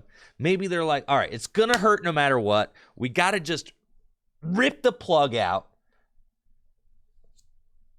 You just have to do it. It's going to hurt. Nobody's going to like it. You're going to, it's going to hurt, right? Why? Because you're not giving us a lot to like love in the transition, right? It's a downgrade. I understand that TPCI wants it to eventually be an upgrade. It's just not there yet. So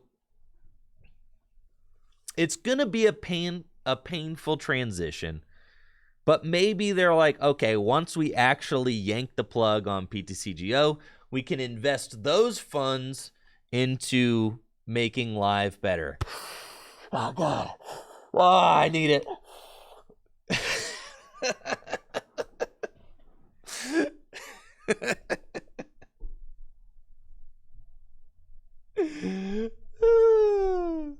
Yeah, maybe that's what they're on. Yeah, that's some serious copium. I know. I'm currently on the bargaining stage of grief. Thanks, Jetstar.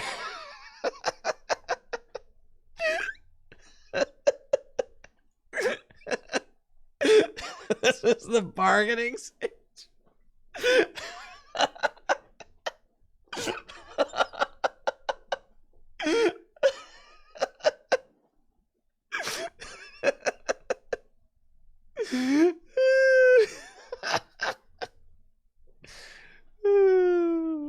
Man. When do I get to acceptance, bro? Man. Like I said. All right.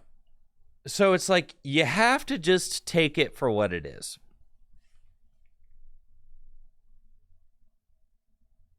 You have to take it for what it is. Live is just not a good client. And that's okay. Frankly, PTCGO wasn't a good client either, but it was serviceable. Live is just kind of messy and I would say not even really serviceable. But that's okay. That's just where it just is what it is. PTCGO functioned, right? Live is just worse, but that's okay. That's just what it is. I've had a long time to come to terms with this. But now I really need to, because I was trying really hard to ignore live because that was helping me to be more positive about it. So now it's like we can't ignore it anymore. It's the future. It's happening, and we can't undo it. We can't avoid it. It's here. And at this point, I've said everything that I needed to say. I've said everything that I needed to say on it. Live is embarrassing. And the Pokemon Company should be embarrassed by Live. That's the crux of my argument. You look at every other game on the market, right?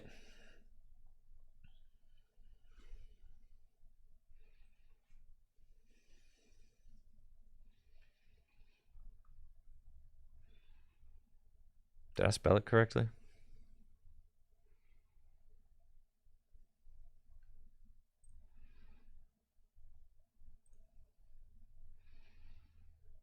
You look at every other game on the market.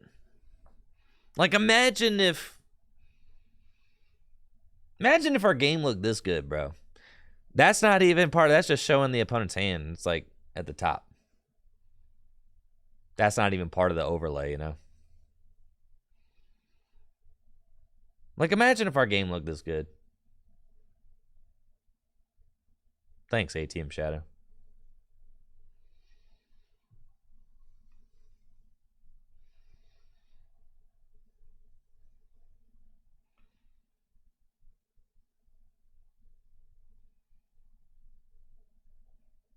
This game's online exclusively. Sure. All right.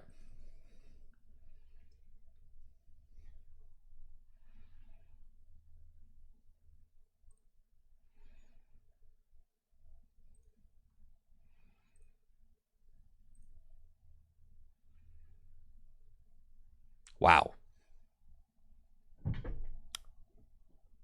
Wow.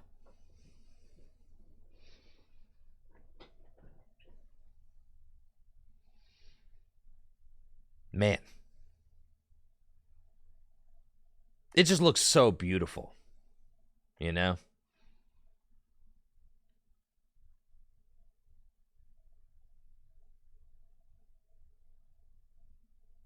And Magic is such a complicated game, bro. It's such a complicated. There are so many different things. It's astonishing that the game works at all.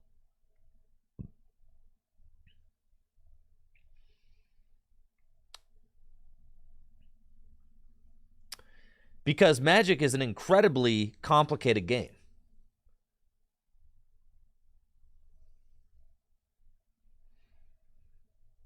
But like, look at that! Like, look at the little fox, man. Imagine if that was like a little Pokemon or something. Imagine if this was like the Glimwood Tangle, man. You know?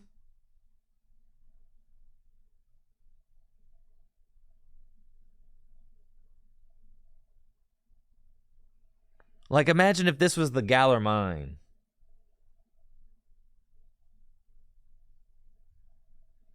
Pokemon pales in comparison with the complex. Look at that. Did you see that? I'm mad at how good that looks. I'm upset about it, man. I'm upset at how good that looks.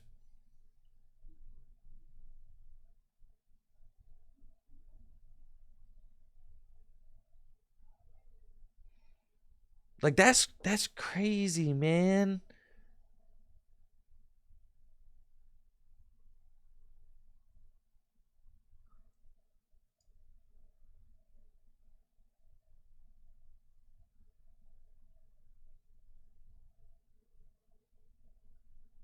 This is why I say that Pokemon should be embarrassed with the way that Live looks. And the thing is that I have, you know, I get it. Like, maybe TPCI is not the Pokemon Company Japan. It's not. And it seems like maybe the Pokemon Company Japan has no interest in developing a client. And that's okay. And I'm actually okay with that. If that's just if the Pokemon Company Japan just doesn't want to be involved in developing a client, then that's just okay. But the thing is that nobody's going to look at Pokemon's client, which is developed by TPCI and not Pokemon Japan, and be like, oh, well, it's not Pokemon Japan, so I understand maybe TPCI doesn't have the resources that Pokemon Japan has. They're just going to look at it and be like, oh, Pokemon probably doesn't care. Which is not true. I mean, at least I hope so. Right? It just, you can't look at this stuff. And Arena is like old at this point. It's years old.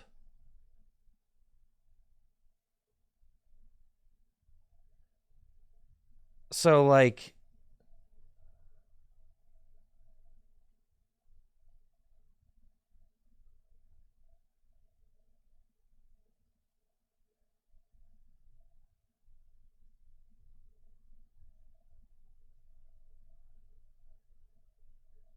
Yeah. It's tough. But I'm also...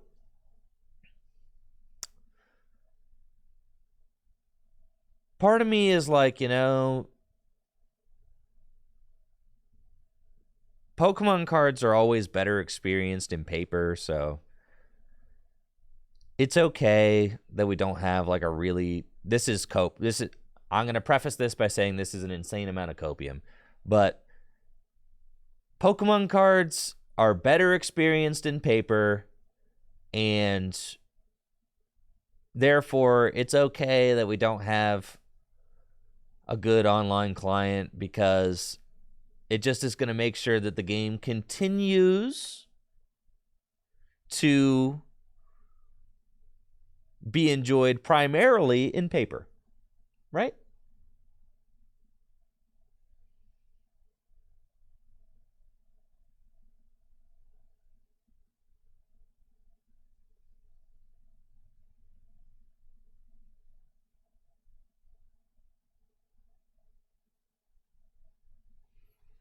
So yeah, it's like, how much do you think that Pokemon cards, how much do Pokemon cards outsell Magic cards, do you think? There's really no excuse. There's not. How much do Pokemon cards outsell Magic cards? Yes, they do. If you don't think Pokemon cards outsell Magic cards, you're tripping. I'm talking about sealed product, like booster packs.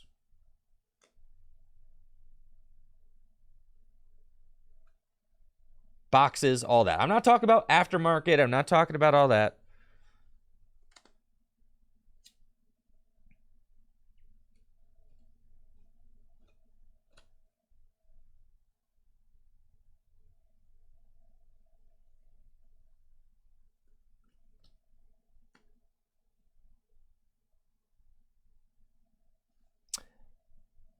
And I guess, like, the thing is that Arena is monetized, though. So Arena actively makes them money, whereas, like, Live is just a money sink. And you can just tell that... I know, LDF, right? Like, I was just talking about how I'm like, we probably have to transition into a predominantly tabletop channel, which is fine. I'm very proud of the tabletop content we produce, but like,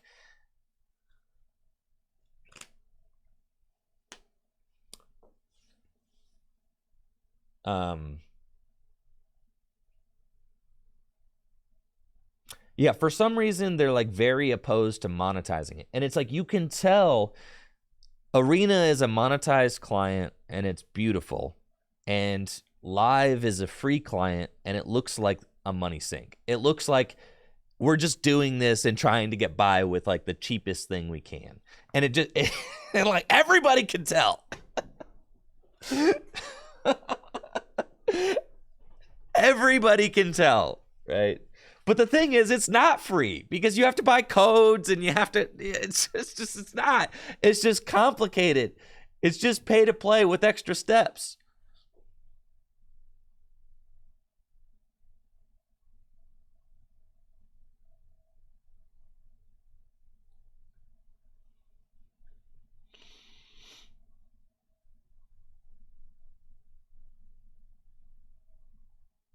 So, thinking about it, yeah, Jesse, I hope you like doing tabletop, Jesse. We got a lot more of that where this came from. So,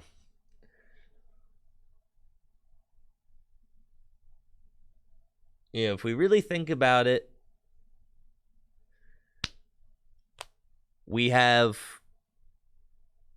Wednesdays and Thursdays, we have League here at Full Grip Games. I can stream those events. That's two days of tabletop right there. And then Jesse's usually good for once a week. I could get Will for once a week. And then that's 4 out of 5 stream days. It's possible, theoretically, it's possible for me to do like 4 out of 5 tabletop days a week, 1 online day a week. Something like that. It's possible. Yeah. It also could get to a point where, like, maybe it's just tabletop and I stream 4 days a week and then I leave 1 extra day a week just to do video editing or something like that. But I do like streaming 5 days a week.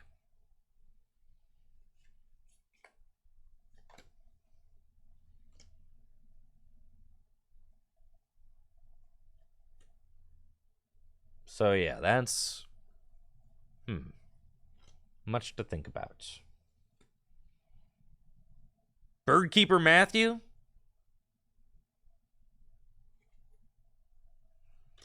Very cool. Appreciate that, Matthew.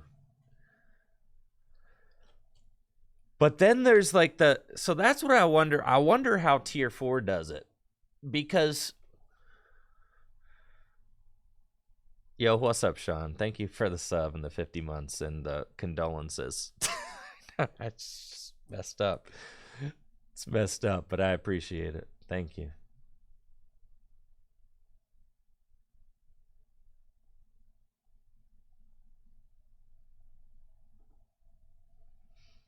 Goldie, my studio exists in a card shop.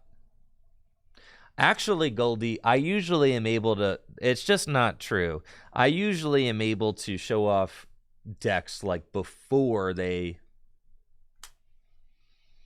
because I mean, I have Scarlet and Violet cards right now. I can make Scarlet and Violet videos right now.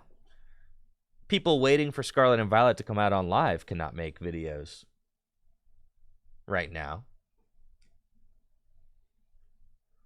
You know what I mean? Like, so in a way, since I don't proxy anymore on the channel, we just use Japanese cards. So the thing is,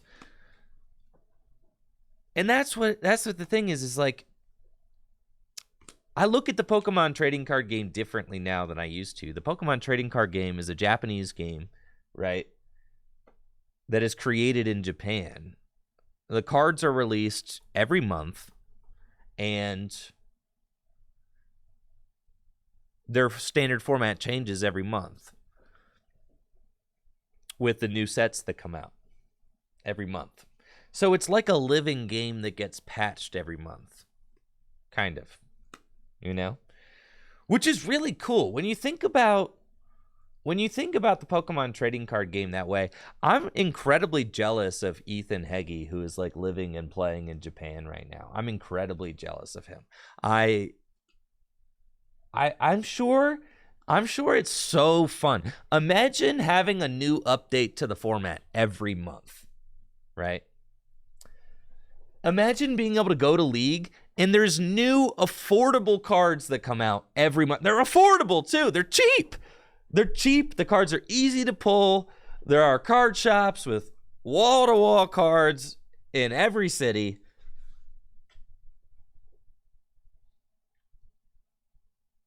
You know, I'm very, very jealous of Ethan Heggie and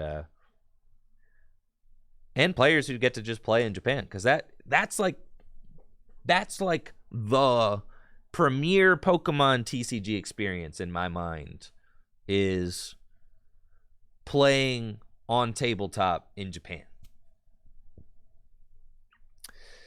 But we don't live in Japan. So the best part of Japan is that there are 50 to 60 people locals. That's what I'm saying. Right, because there's a huge tabletop scene in Japan. They don't need the online client because you got 50 players showing up to a locals. That's so sick. So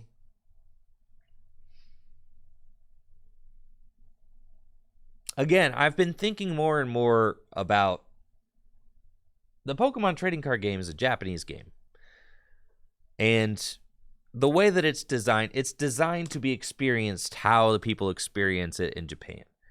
And then TPCI's job is to basically translate that game and distribute it to an international audience, which they do a good job at. They do. And they have been doing a good job at that for, over 20 years. They can't release, parallel sets with Pokemon Japan because clearly producing the cards and translating the cards takes more time than that. And also international distribution logistics probably keeps them from doing that. You don't want to have like a new set come out every month and then try to figure out how to distribute that to countries all around the world. It's much more logistically reasonable to combo 3 or 4 sets into one big giant set and then just ship them out. Thank you, Pro Gut, for the Prime sub.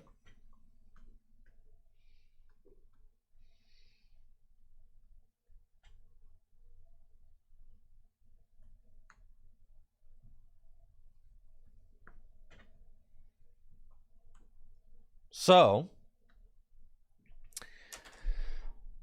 now, I have a huge Japanese Pokemon card collection now because now I buy the Japanese cards because I want to start building and testing and showing off the cards as soon as they're released, right? And then everything that we get internationally is kind of like on a delay from it's just on a delay. Like the game is happening right now. Post-rotation's already happening in Japan, right? It's already happening. Scarlet and Violet's already out. They're already playing post-rotation. It's all already happening. So, I imagine if we weren't just trudging through Crown Zenith right now and we were playing post-rotation with Scarlet and Violet. That'd be a lot of fun. That would be sick.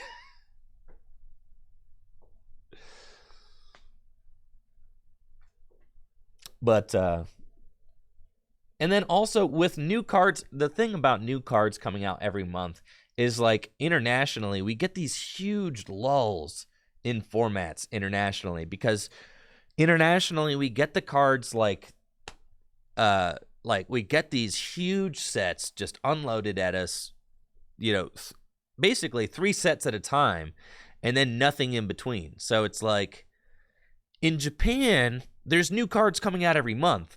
So things can shift and change and all of that.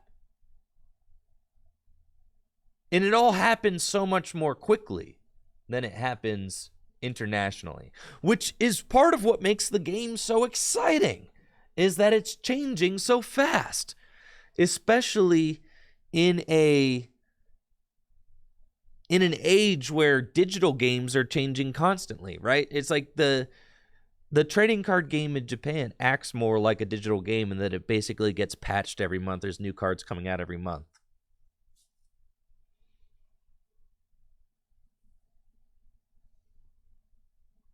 So that's really interesting.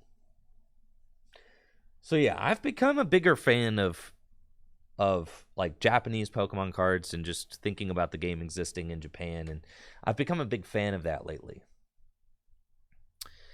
Because it's just it's really it's fun to be on the it's really fun to be on the cutting edge of the Pokemon trading card game meta, with the newest cards that are coming out and things like that. I just really enjoy that from a collector and a player standpoint. So, in Japan, they don't really even use an online client. Like, they're already playing in Scarlet and Violet on right now. Or not Scarlet and Violet. They're already playing in, whatever, with the Scarlet and Violet cards post-rotation format. So, what do they care about having an online client? They get to just play post-rotation right now in paper. That's part of the magic of the game, I think, really. Having a format exist paper only, it also, this is kind of like a funny thing, a funny way to think about it. I kind of truly believe that the game would be better without any online client. Hear me out. All right. Hear me out.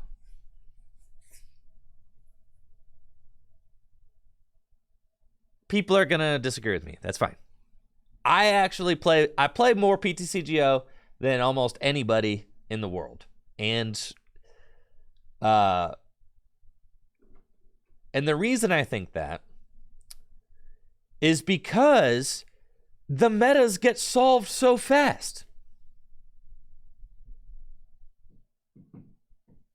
No, I'm just saying the game would be more fun if there was no... Because having to actually build and test decks in paper, right, would slow down the amount of... It would slow down the solving of the metagame and all of that. So then the game, in turn, becomes more fun because it gets solved more slowly. Right now, like, Pokemon cards come out only every 3 months internationally. And then the format gets solved like that because you can just play 100 games in a couple of hours.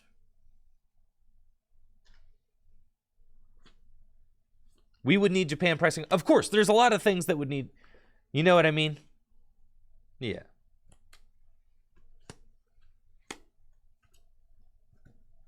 So, what I'm basically getting at is that I feel like Pokemon Japan genuinely has the most fun version of the Pokemon trading card game because they get to figure out the meta themselves. They don't have tens of thousands of online games being grinded out in a couple of days to just solve it for them. They get to solve it in paper, at league, at tournaments. And this all happens before the cards even come out internationally. And their format gets updated every month because a new set comes out like every month.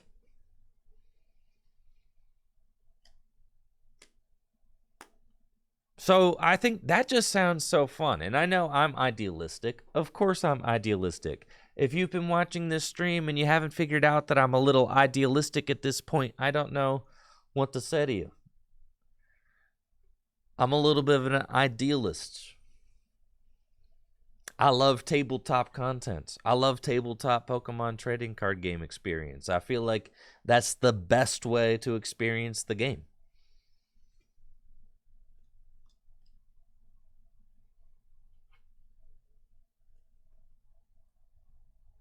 So I feel like in Japan, they experience the game. Of course, they experience the game in Japan the way it's designed to be experienced.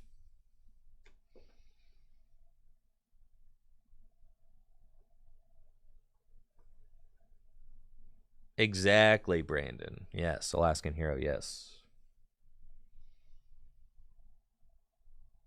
Jingzhou. Yeah, you're right, actually.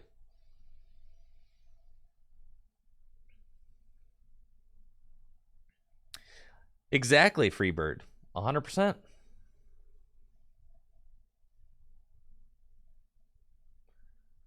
Yeah, and that's the thing, Athens Music Junkie. So, like, I agree. So, like, honestly, I'm like, dang, bro, I wish I knew how to speak Japanese and could just move to Japan.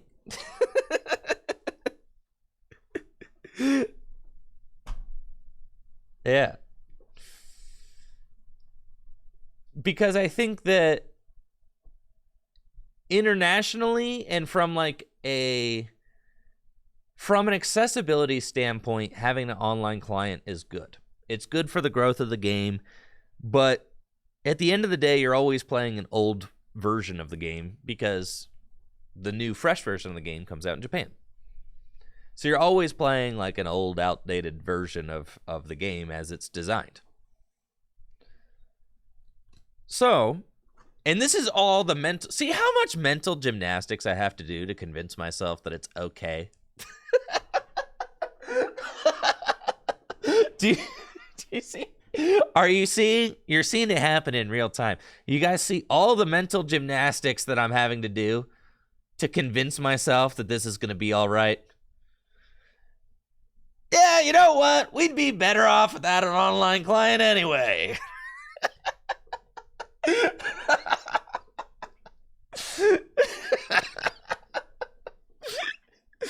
Yeah, you know what? We're better off without it.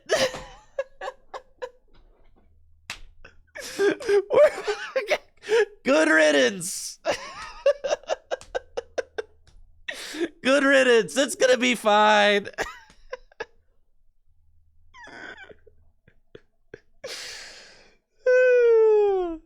Man.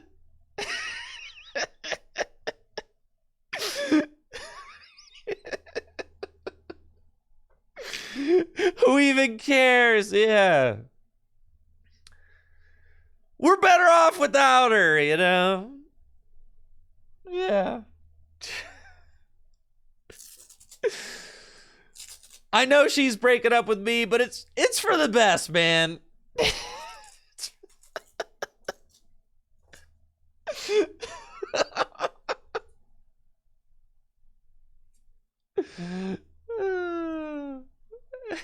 Hey, you can't fire me. I quit.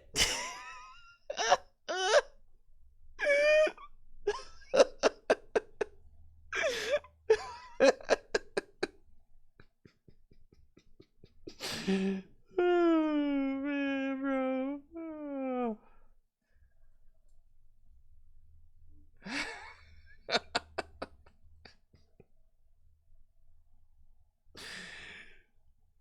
Man.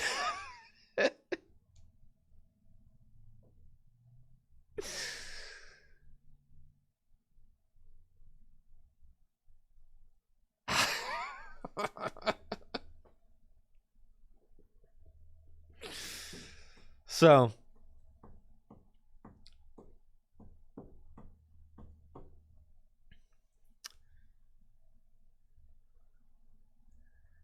yeah, pre-COVID, I would sometimes not even hit the end of the PTCGO letter. That's facts. It's true. So, oh, man.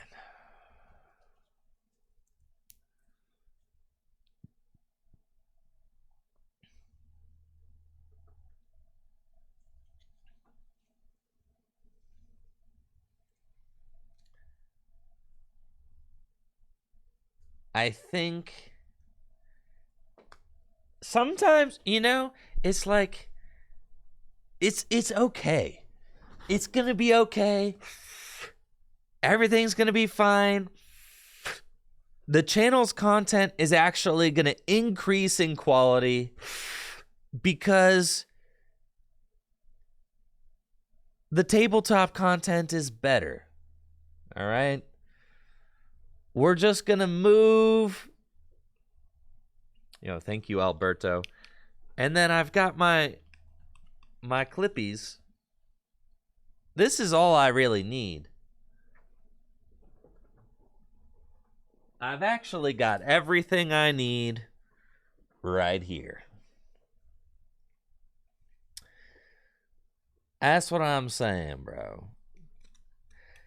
We've got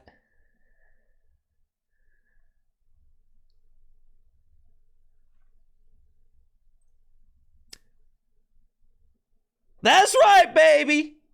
We finally won. We did it. Goodbye, PTCGO. It's been nice knowing you. Live is the future.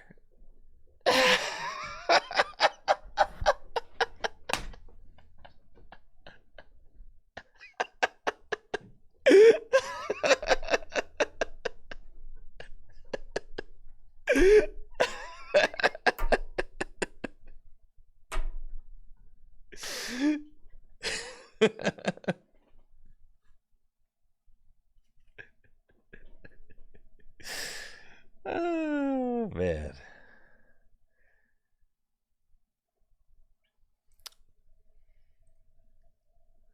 It's gonna be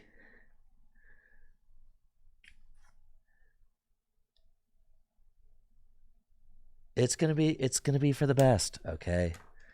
We as a channel, we as a community, we'll weather this just fine. We're gonna see a lot more tabletop content.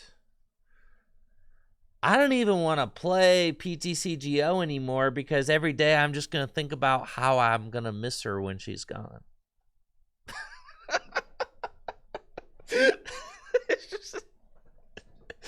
It's like,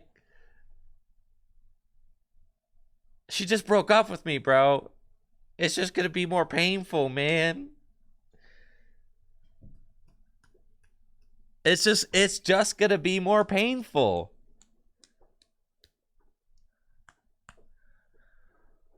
You know, every day we open PTCGO, it's like,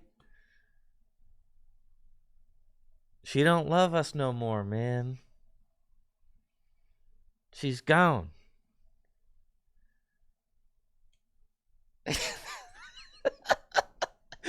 This was her song, man. Look at this photograph.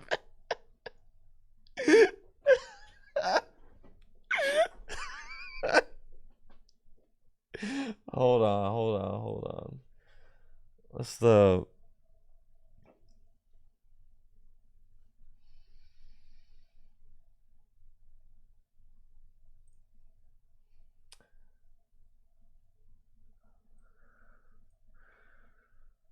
Someone done this yet?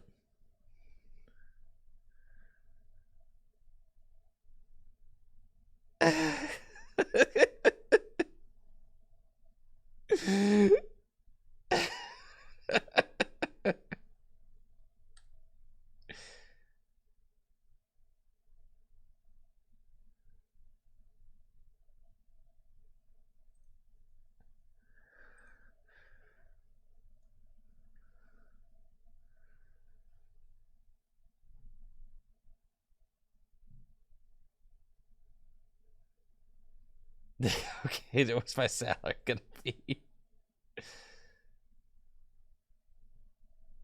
All right, what should we... Holy God! Oh, oh man!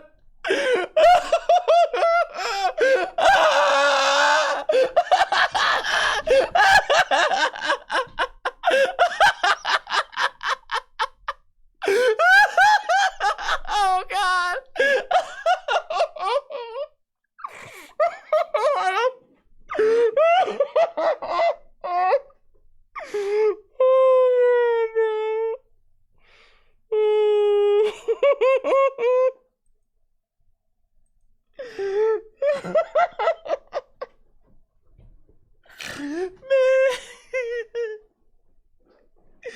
Man, bro. I just headed over here to try and get a screen cap, man. It really... can't do it. You can't do it, man.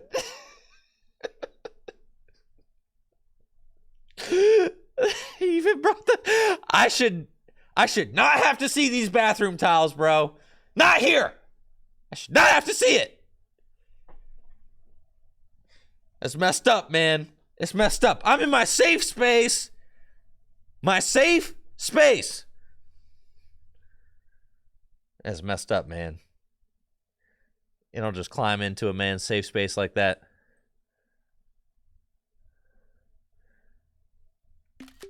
All right, what should we do?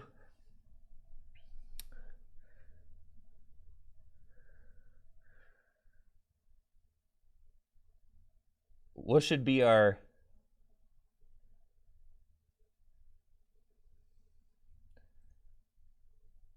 That's messed up, man. That's messed up.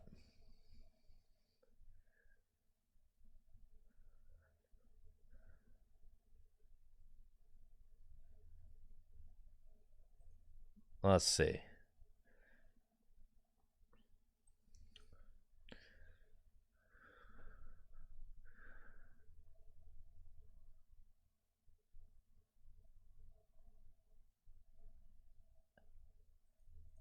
How do you add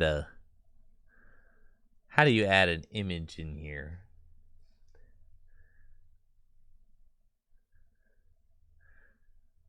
I don't make enough memes to have to log in. Blank. Yeah. Just use Photoshop.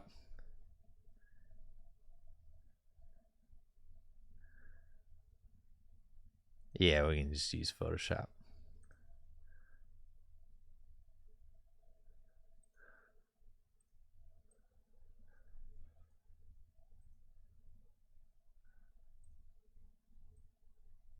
Part of it's better.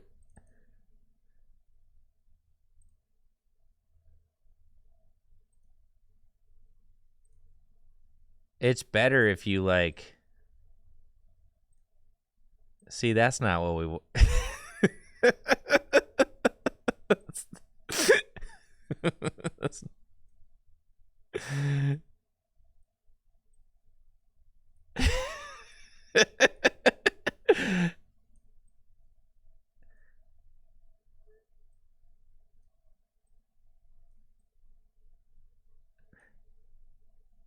It's better if it's worse. Yeah, it can't be high effort. You know?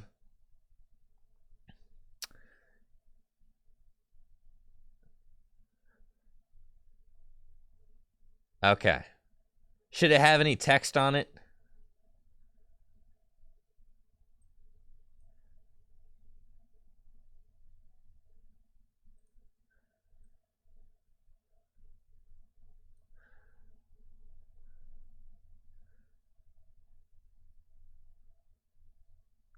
You can't whip it up in Photoshop. It looked like you tried too hard.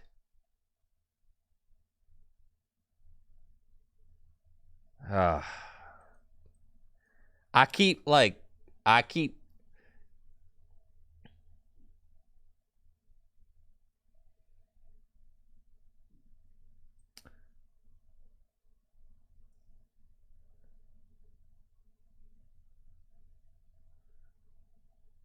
I think we just ship it. Everybody knows. All right. Export. Export. Download.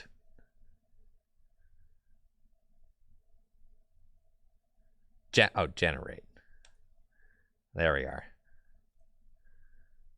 Copy image.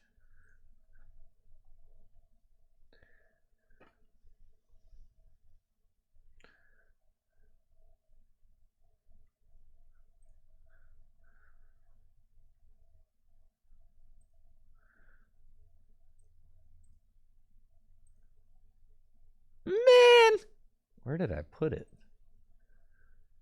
You guys are getting like a freakish look into how chaotic my life is right now. Okay. I did copy, didn't I? What is wrong with me? All right, there we go.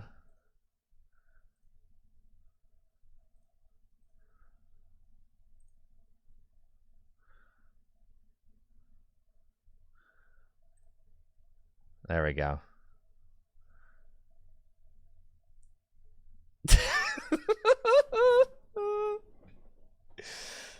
Oh, man, bro. There it goes.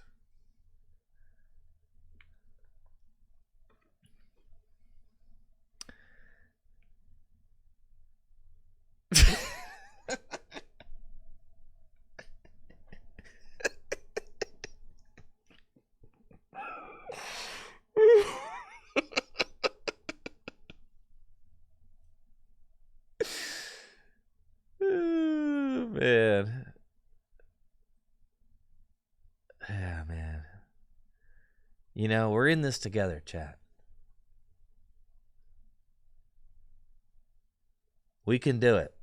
We can do it. We're gonna need to just band together. We'll make it through it.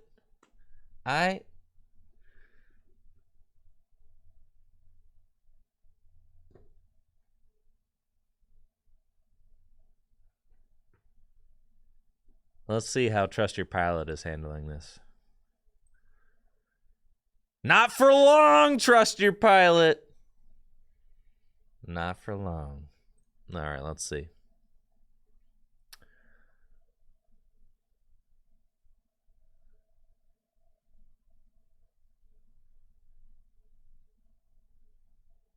See, so this is... So PTCGO isn't receiving anymore in order to devote all resources to live. Resources means money, dog. Yeah. That's exactly what I said earlier. They need to be able to take all of their money that they were throwing. Because right now, think about it. They've been developing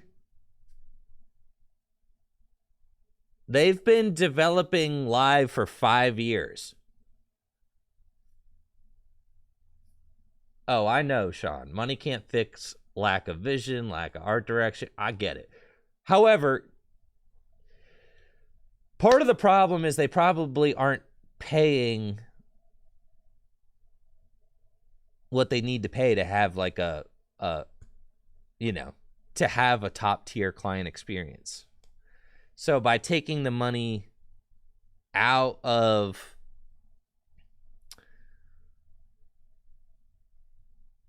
basically they've been, think about this, for the last 5 years they've been paying for PTCGO and live at the same dang time on the phone, cooking decks at the same dang, you know what I'm saying? They've been doing it at the same dang time. So they've been paying for both.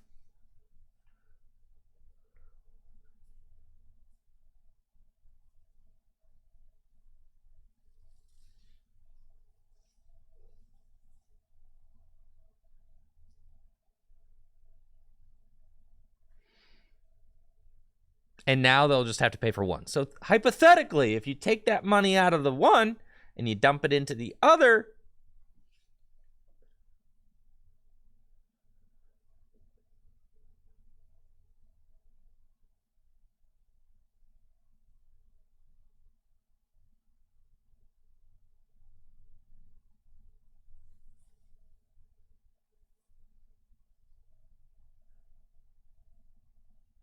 Mahone is Jack trying to cling to the raft. Oh, man.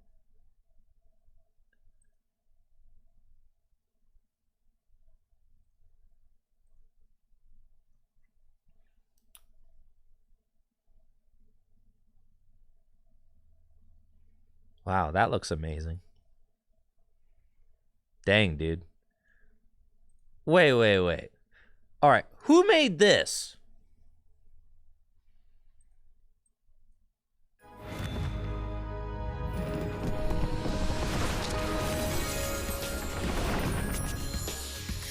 You won't believe your eyes. In the Pokemon trading card game, Crown Zenith.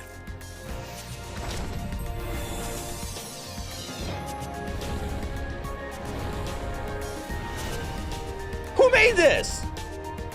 Product sold separately. Booster packs of 10 cards vary by product. Cards vary. That looks good. Who did that?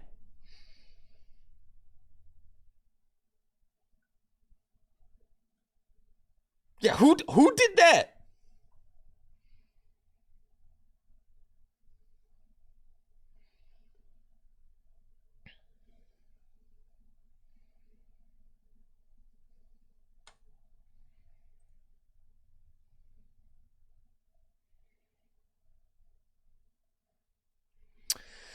All right, you guys want to read comments?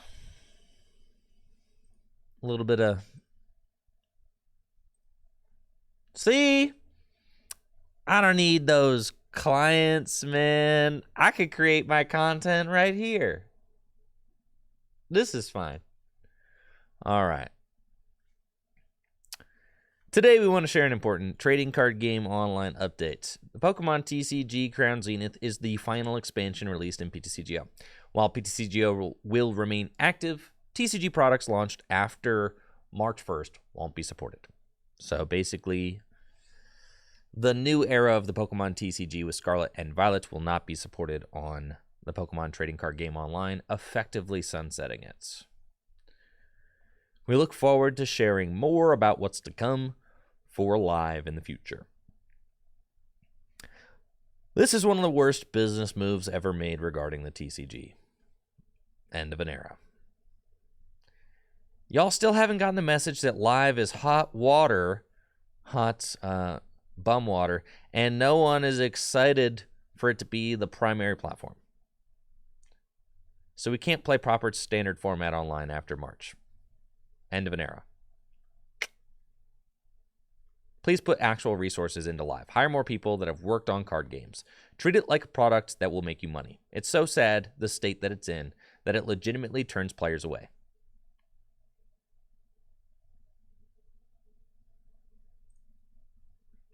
I go through, I be liking. It's just, I don't want to, it's not, I don't think it's like, I don't think that like pulling the plug on PTCGO and making live the primary content is one of the primary client is the worst business move ever regarding the TCG. I think that the creation of live was the worst. So it's like slightly, the nuance there is getting me. It is the end of an era, yeah. Ooh, I would like that as just inappropriate, you know.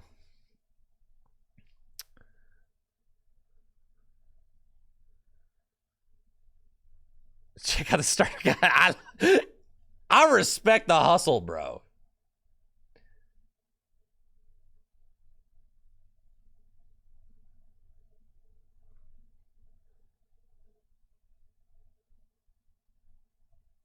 Hopefully a game log.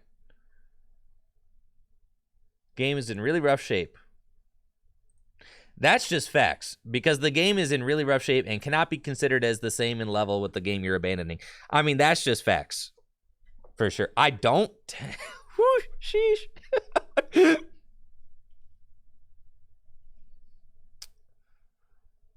Game is a dumpster fire. Have any of your employees tried it? Holy moly. It's unplayable.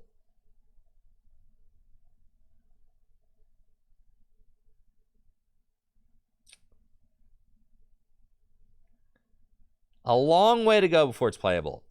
That's sick. Yeah, I give. Yeah.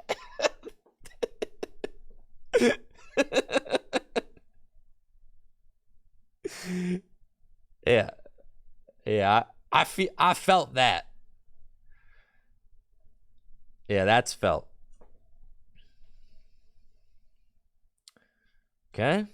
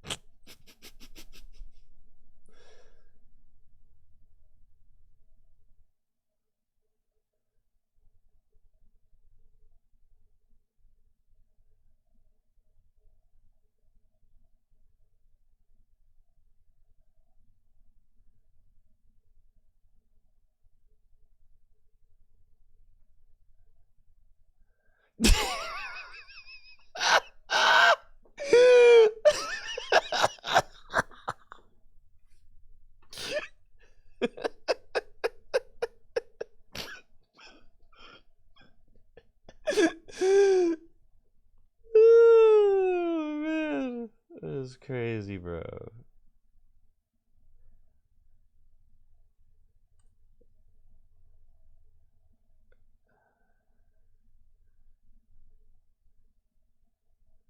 Nothing's improved in 6 months. That's just facts. It's like we've been watching it for a year and a half at this point. Nothing substantial has improved in the year and a half. It's like In fact, they're just, every time new cards come out, there's new bugs.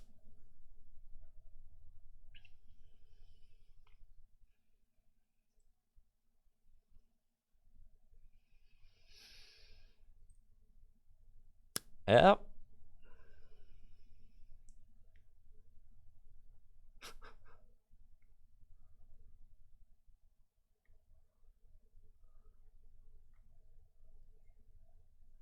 No way to play expanded, no way to play Gym Leader Challenge.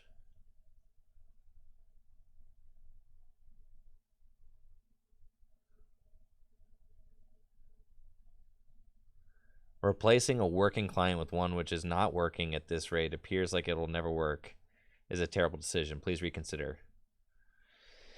So, like, that's the thing, is like they probably are just in a money crunch somehow. They have to be in a money crunch because they're basically yanking the plug on Direwolf and PTCGO, hypothetically, to invest more money into live, right? How? Because somebody up top says this client isn't making us any money, so you only get this much money to put into it. That's got to be it. Somebody at the top has to be like, this thing it's a money sink, but I'm only allowing it to be this much of a money sink, right? Because it's not, they don't have plans to monetize it for whatever reason. And they don't plan on having the client ever make them any money. So they can't justify investing any money into it because they can't make any money off it. So it's just, right. I mean, it's business, right? It's business. They're like, okay, it doesn't make any money, so it can't cost us a lot of money.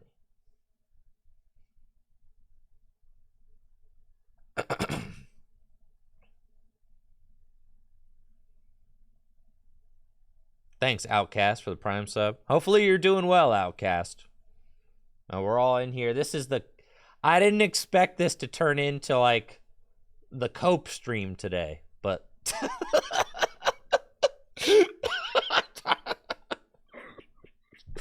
I didn't expect it to...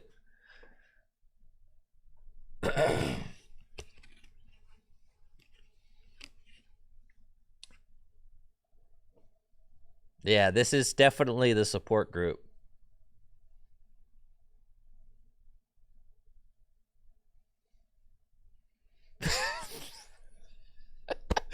Waiting for the sweet release of death.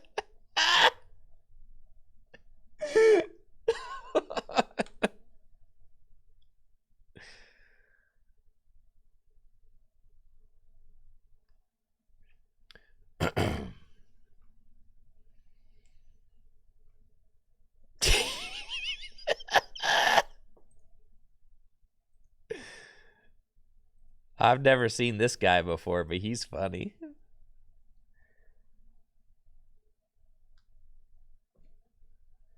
Nah, Snorlax, I'm not going to go to an alternate program. I'm just going to do tabletop.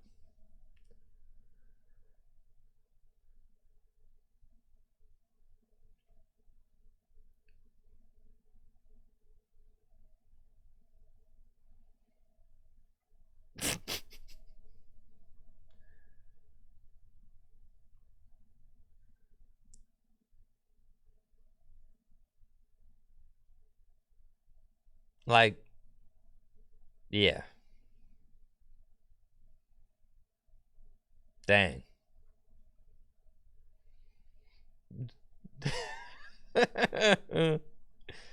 Could we not? It's upsetting. Very bad decision. It'd be fine if Live was performing a little bit better.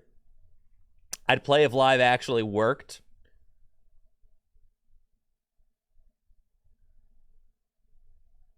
Until you actually put in the effort to making Live a worthy successor, it's a huge L. Look on the bright side. Lugia lives forever on PTCGO. Man.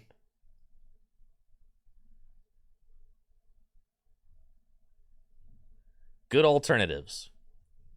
So what's the plan for an online sim?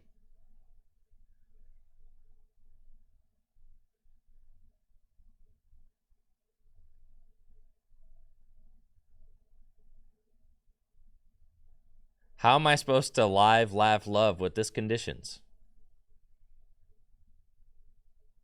This is so sad. Bro, how many good comments have we got? I think there's been less than 3. Like, bro. Holy smokes, dude. I think genuinely less than 3 good comments.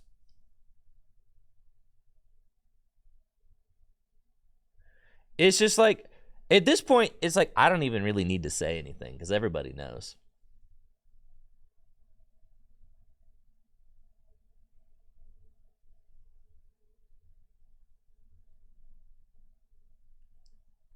It's like, I kind of said my bit. At this point, it's the community's problem. It's not just my problem. I don't have to say anything else. When everybody's forced to go play the client, we're going to see exactly what it is. You know? You're going to see exactly. And I'm actually kind of thankful for it. There we go. Because when everybody is forced to play live,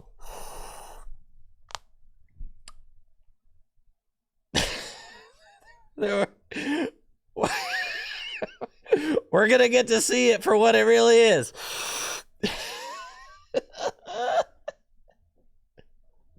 You can't OD on cope, can you?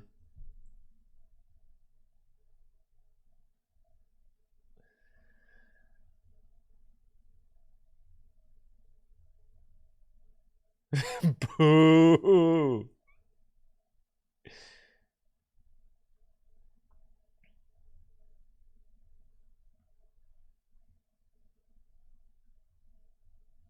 Schwa.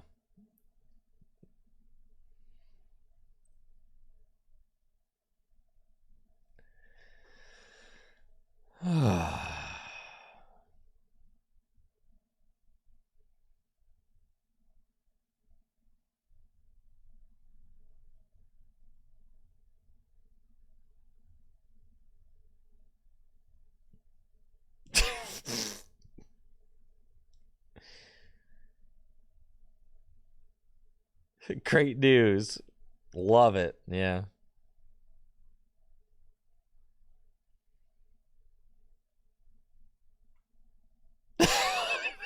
Officer Jenny. Oh, man.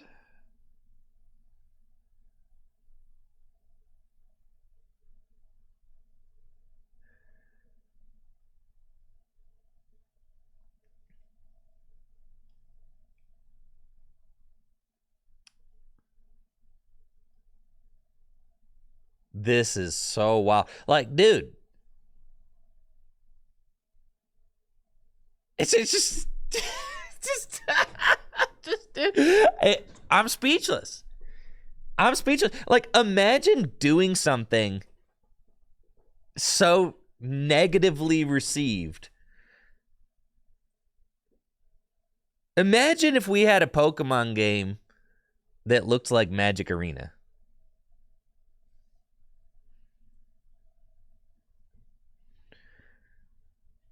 You know? Imagine if we were getting this.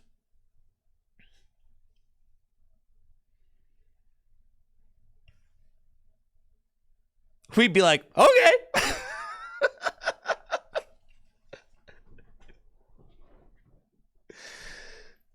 Yeah. God, look how smooth that looks.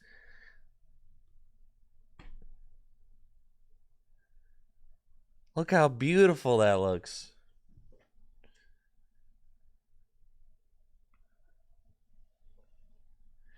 Of course, I'm not saying it's perfect.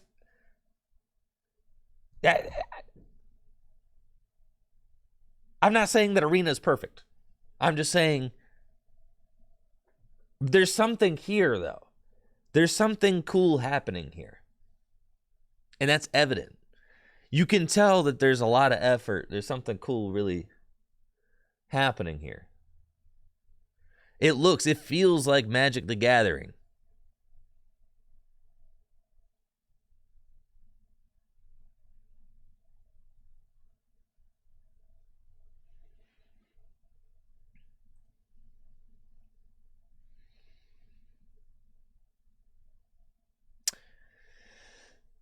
Sheesh.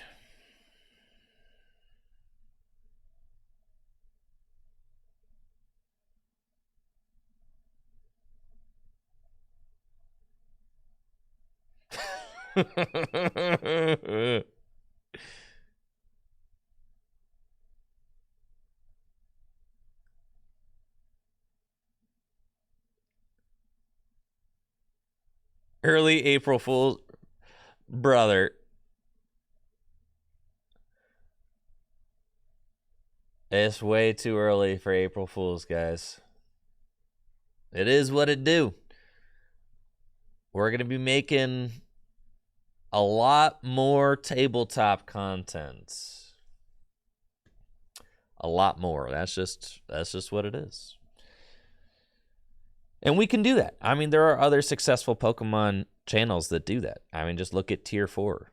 They do some awesome stuff. They do tabletop every single day. And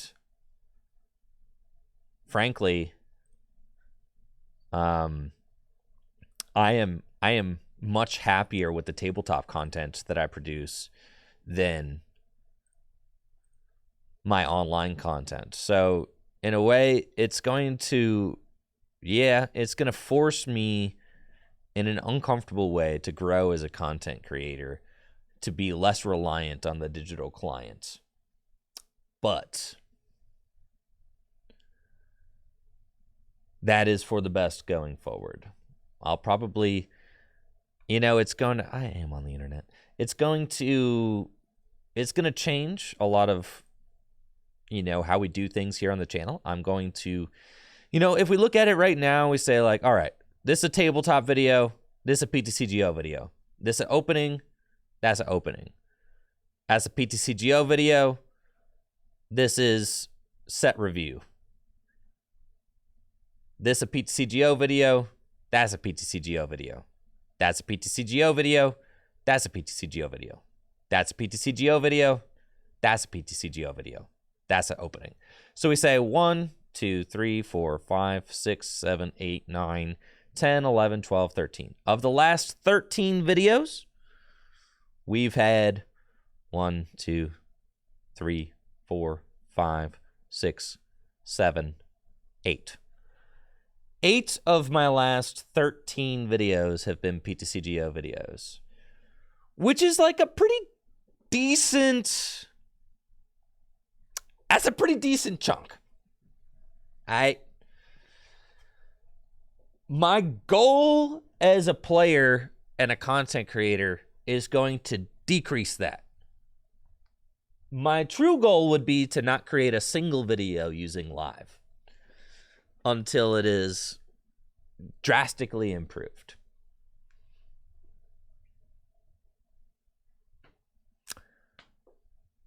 But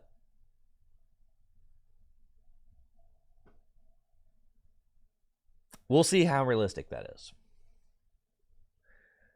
It's possible to create tabletop content, at a higher velocity. I've got a lot of unproduced tabletop content right now. I know. Trust your pilot. Listen, man, why you gotta put the dagger in? It's already in. Why you gotta twist it, man? why you gotta twist it, bro? The dagger's already... I'm already bleeding out over here. Hey, Septile, be nice. I'm already bleeding out.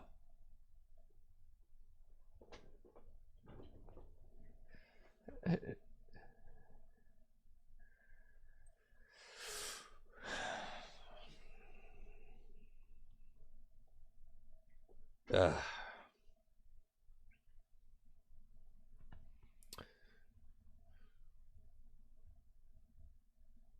Yeah.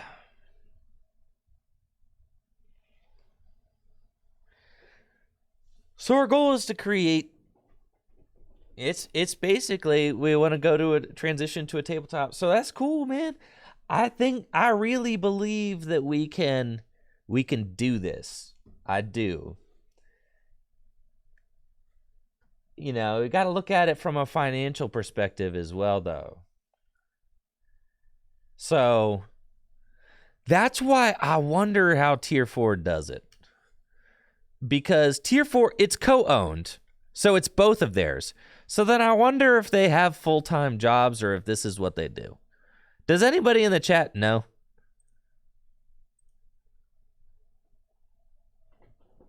Pokemon promos, do you know? Does anybody know?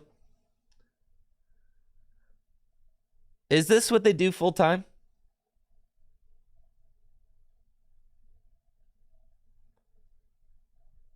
I think one of them has a part-time job.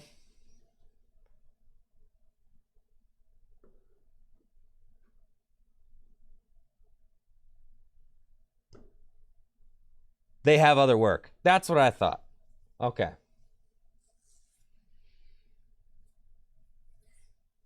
They must be busy. They must be real busy because I think they have other work. And then they must come home, film, edit, release. They support card shops, yeah. I mean, and they release videos at a blistering clip.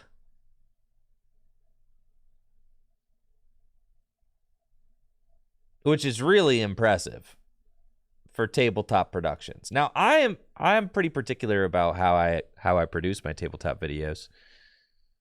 I am. And God, if an editor would be great.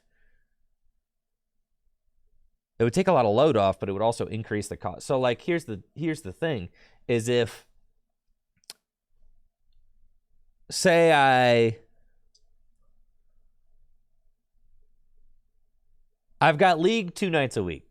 So thankfully that's 2 free days of tabletop playing. And then say I hire 2 more individuals to play with me 2 other days a week. That's $80 a stream times 2, $160 a week times 4, and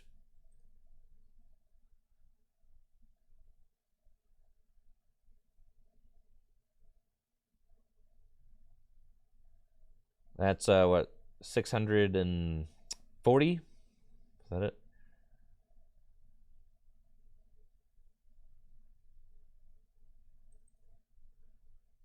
$160 times 4.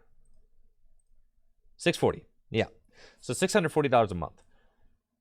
Then say I want to, yeah, thank you, Sean, for that gifted sub. Then say I want to hire an editor to take some of the heavy lifting off of editing all of these. Well, Horsey, I want to stream too, right? So we want to because I want to stream at least however many days. So say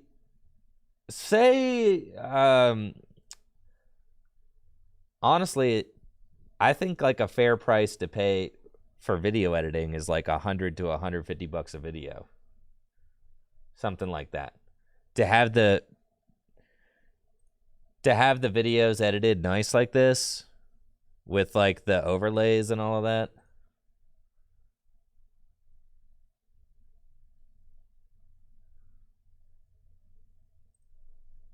Well, with the with the overlays, you know what I'm talking about. One will come up here eventually.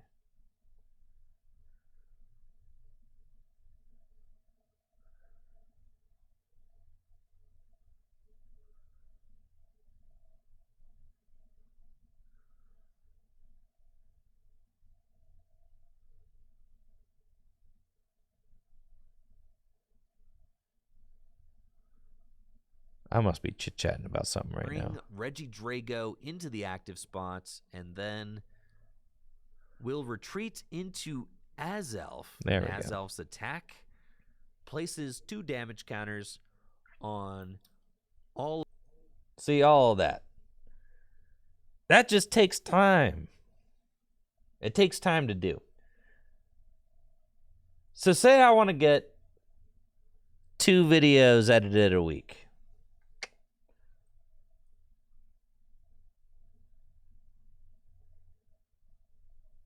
And say the videos cost... Say I can get 2 videos edited a week for 2... it's like, it's going to be $300, like $150. I can't... Like, I'm probably paying somebody $150 to edit a video like this. I mean, it's just like, I could pay less, but I wouldn't want to because it's so much work. So,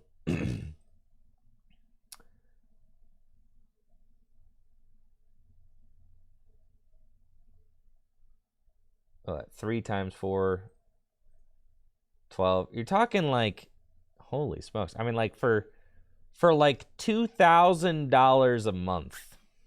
You know what I mean? I could,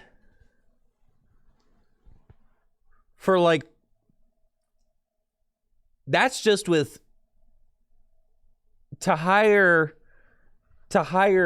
someone to stream with me 2 days a week, and then to hire an editor to edit 2 videos a week. That's not even counting all the videos that I'm going to be editing on top of that. It'd be about $2,000 a month. So let's say $20,000 a year.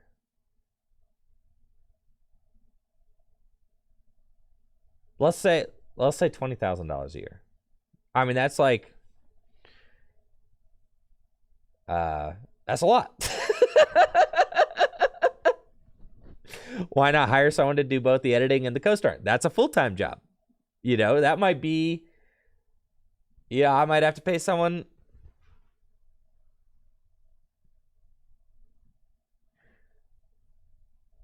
The thing is that you don't necessarily,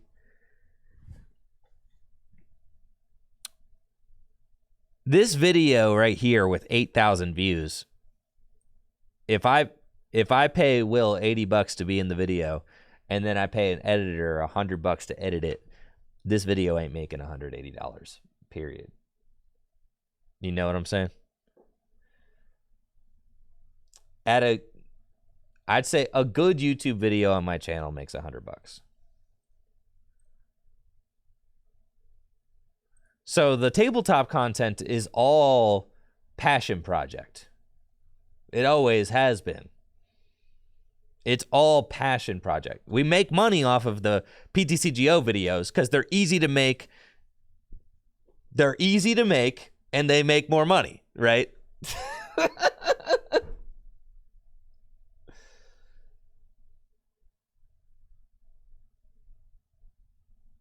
Well, Audrey, it's more about time. Each of these videos probably takes like 6 hours to edit.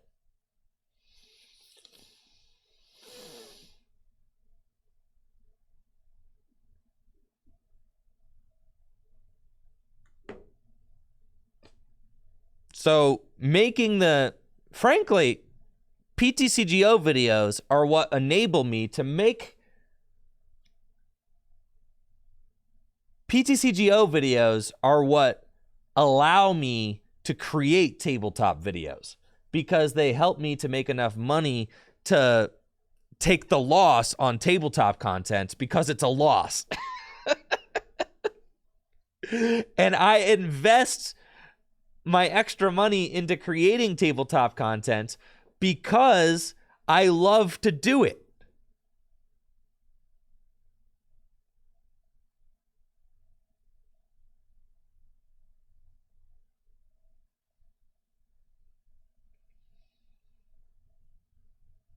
So I love the Pokemon trading card game. You know what another game I love? Raid Shadow Legends, baby.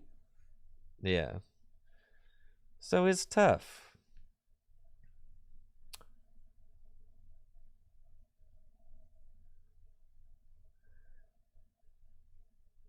I don't need to do a Patreon or anything. I don't need to do any of that. No, you guys, I mean, I have a wonderful job and a wonderful career.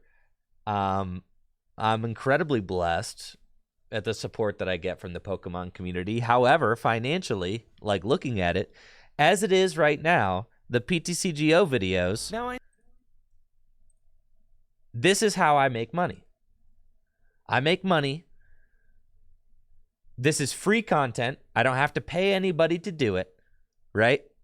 I get to stream while I do it. And then I get to chop it up and turn it into a YouTube video, which makes money. That's how I make money. And then I can invest this money into things that I'm more passionate about, like tabletop content, which costs money. Tabletop content just costs money. It doesn't make any money. I mean, it makes some, but it doesn't make as much as it costs.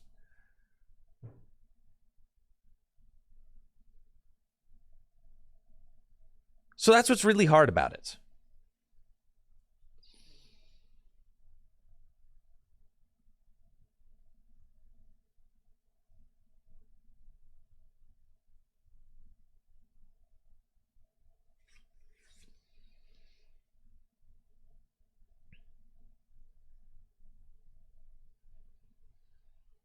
I appreciate that, Maka. Thank you.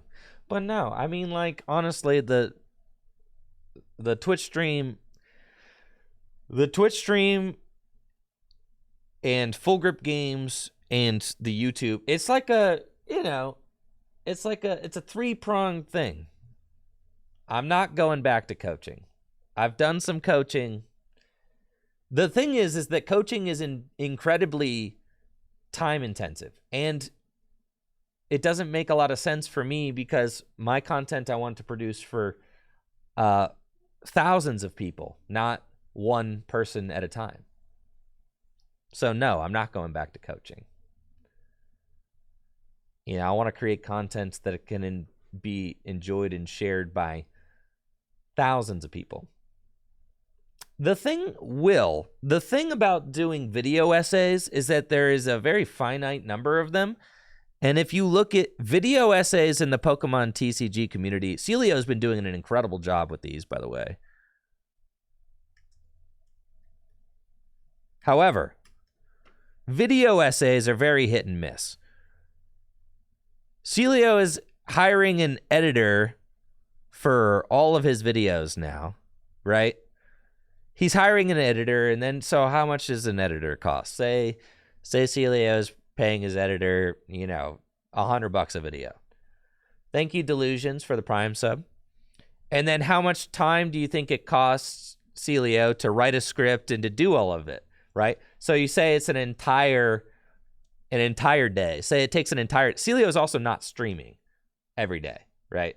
So Celio can spend so Luke can spend his entire day writing. You know what I'm saying? Right. And then so you spend an entire day at work, and then you pay an editor, say $100 per video, right? And then when your video is like this, you probably make a nice little profit, 143,000 views. This video is popping off. It's doing incredible. But when your video essay is more like this, the history of Blastoise with 3.7 thousand views, then you're in the hole. So that's the thing about video essays is, like, much like tabletop content, video essays are like usually a passion project. It's like you're passionate about something, so you're investing your time and money and resources into creating it, but they're not a great way to make money. So as a content creator, because they're very hit and miss and they're costly.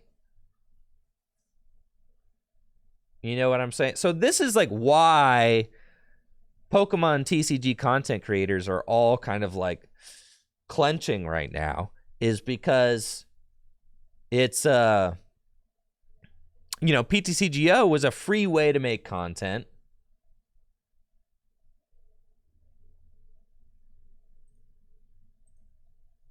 And the viewership on them is pretty good. I mean, look, Little Dark Fury got it figured out.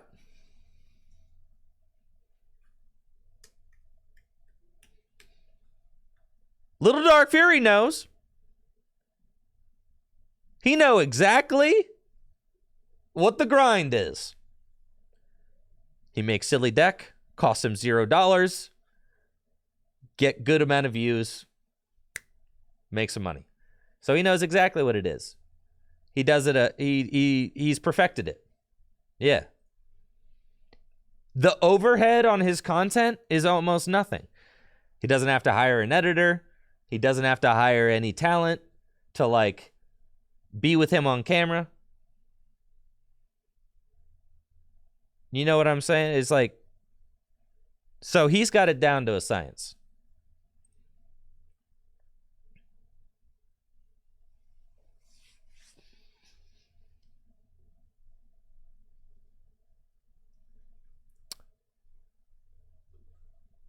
You know, and previously on the channel,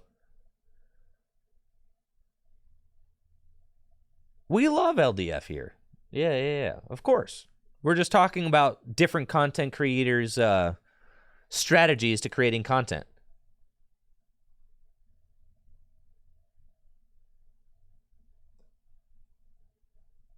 I have like always, it's like I aspire to create the tabletop content, but I have to pay for it with the PTCGO content. That's kind of like, that's kind of the place that my channel's existing right now. It's like I know that the PTCGO videos are what makes the most amount of money and allows me to make a living because it allows me to just have no overhead on a day. I can come into a day and just be like, all right, I don't have to pay anybody. Today, I'm just going to do it all myself. And PTCGO more or less allows me to do that. But tabletop is a different story. You know, tabletop costs more money to make, and I do it because I'm passionate about it.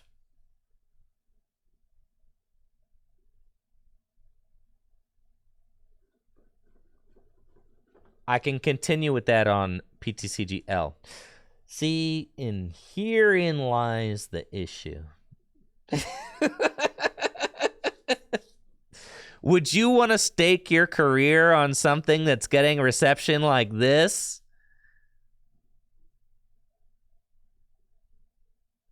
Would you want to, if this was how people felt about it, let alone how I feel about it, take that out of the equation. Take how I feel about it out of the equation and just say objectively, from a business perspective, would I want to stake my business on something that feels like this? Who would want to do that? No.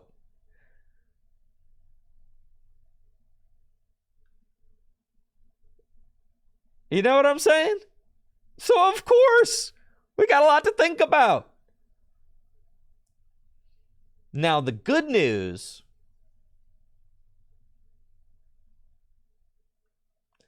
see, Maka, that'll only last.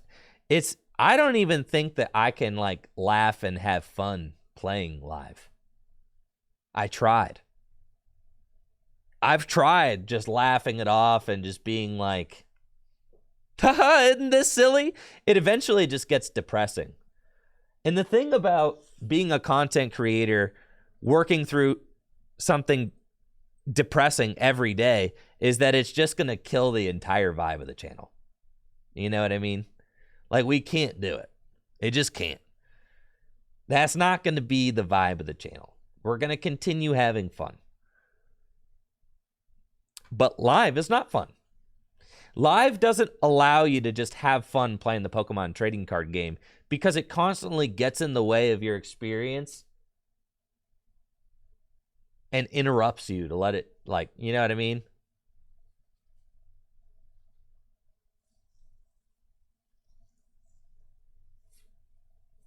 It constantly, it like gets in the way. Where at least PTCGO, at the very least, it's not the prettiest client, it's not the smoothest client, but it disappears into the background and allows me to just play the Pokemon trading card game. That's something that Live doesn't do. Live is constantly interrupting the experience for not just you, but also the viewers, and making you incredibly aware that it's there.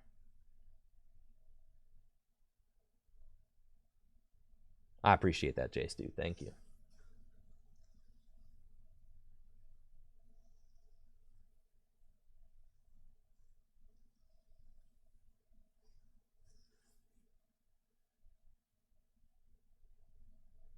Nah, Shirt, I'm overreacting. All right, Shirt, go ahead. Look at these comments. It's not just me. It's everybody. And as I've said before, I depend on the current business model of Tricky Gym depends on this online client more than anybody else in the world. So it's what it is.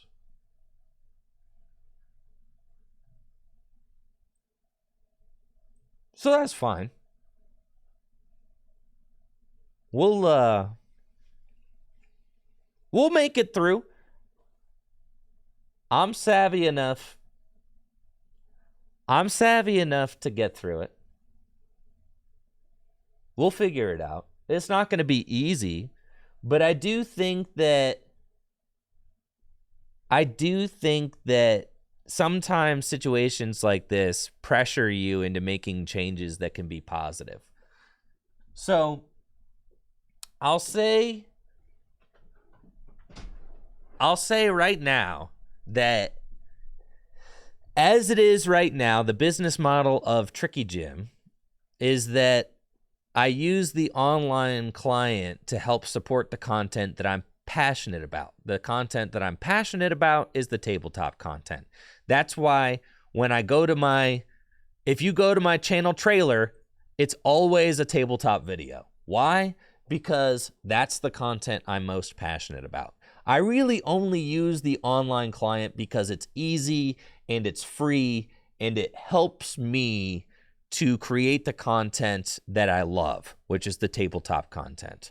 So this is going to force me to figure out how to deliver more and more exciting tabletop content on a regular basis in a way that we can make it financially possible.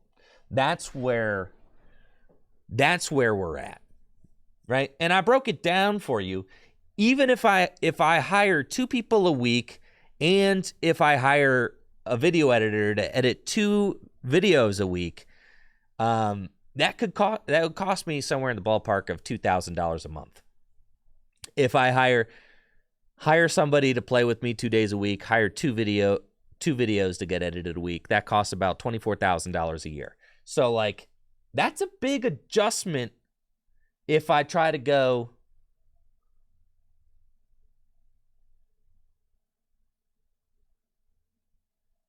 The thing is, Shirt, is that I actually look at this. You're sure I'll still get viewers? Like, you're sure you're not worried at all? You clearly don't depend on it, Shirt. I do. Yeah, I'm sure it'll be fine. Look at this. Like, look at the response. You know? It would be incredibly irresponsible of me to just dive in like it's gonna be fine after seeing how people feel about it. It would be just irresponsible. So, Shirt, yeah, get over yourself, you know? And try a little bit to look through somebody else's point of view, you know? I'm just saying, like, even if it's like, okay, what? Some people will still watch me, but it's like, even if the content takes a hit, that's not a direction I'm trying to go. I'm not trying to go in a negative direction. Anyways, you don't get it, Shirt, and that's okay. Yeah, it's really not that difficult. It's not. But that's okay. See, the whole idea that people will still watch it because it's Pokemon, that's the exact thing that we're like, that's the infuriating thing about the whole thing.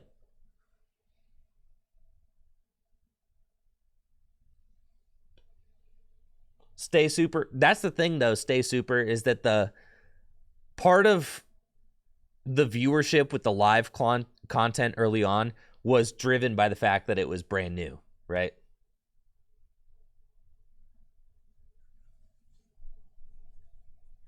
That's what I'm saying, G-Bits. Yeah, it's an assault on my... That's the thing is I don't think that I can play it for hours a day just because it's literally like visually assaulting. It gives me a headache to play.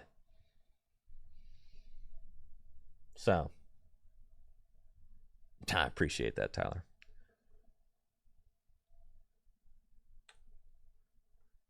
But yeah, so it could be like, if I were to transition into creating tabletop content more or less exclusively, that could cost anywhere, or in the ballpark of like $2,000 a month, $24,000 a year.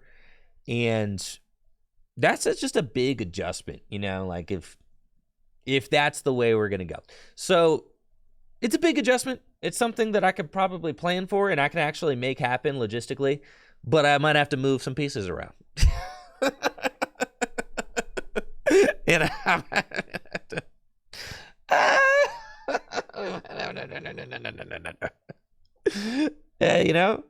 That's fine.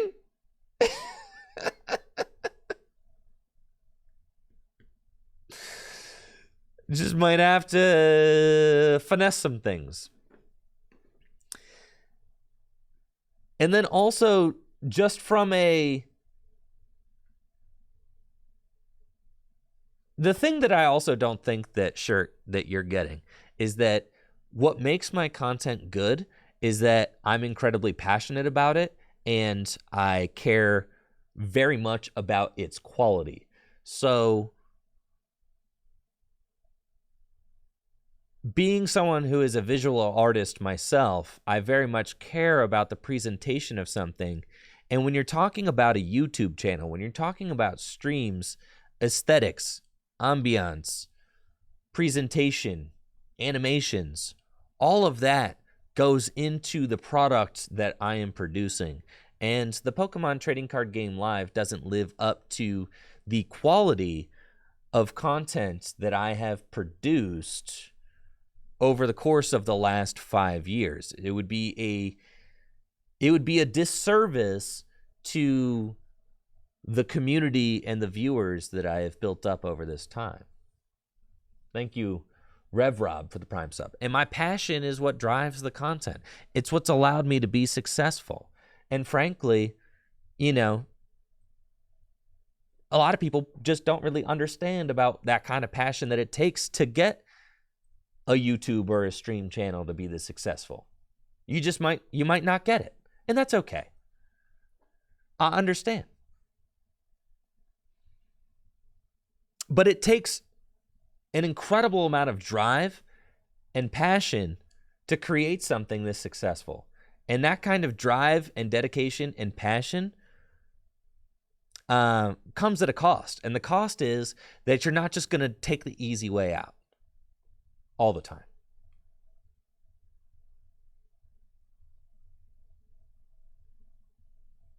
So that's what it is.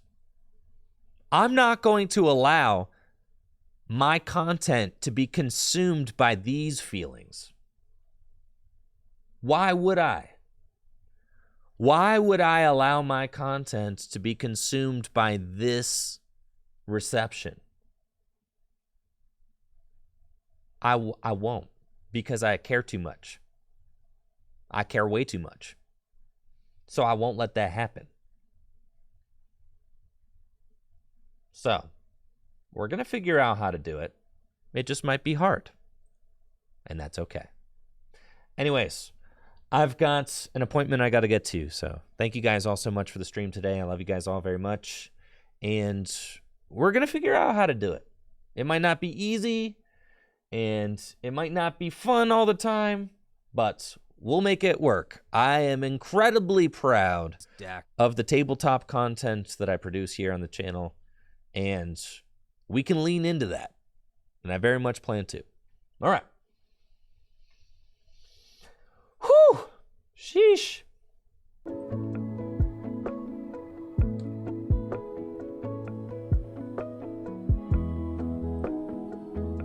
We'll figure it out.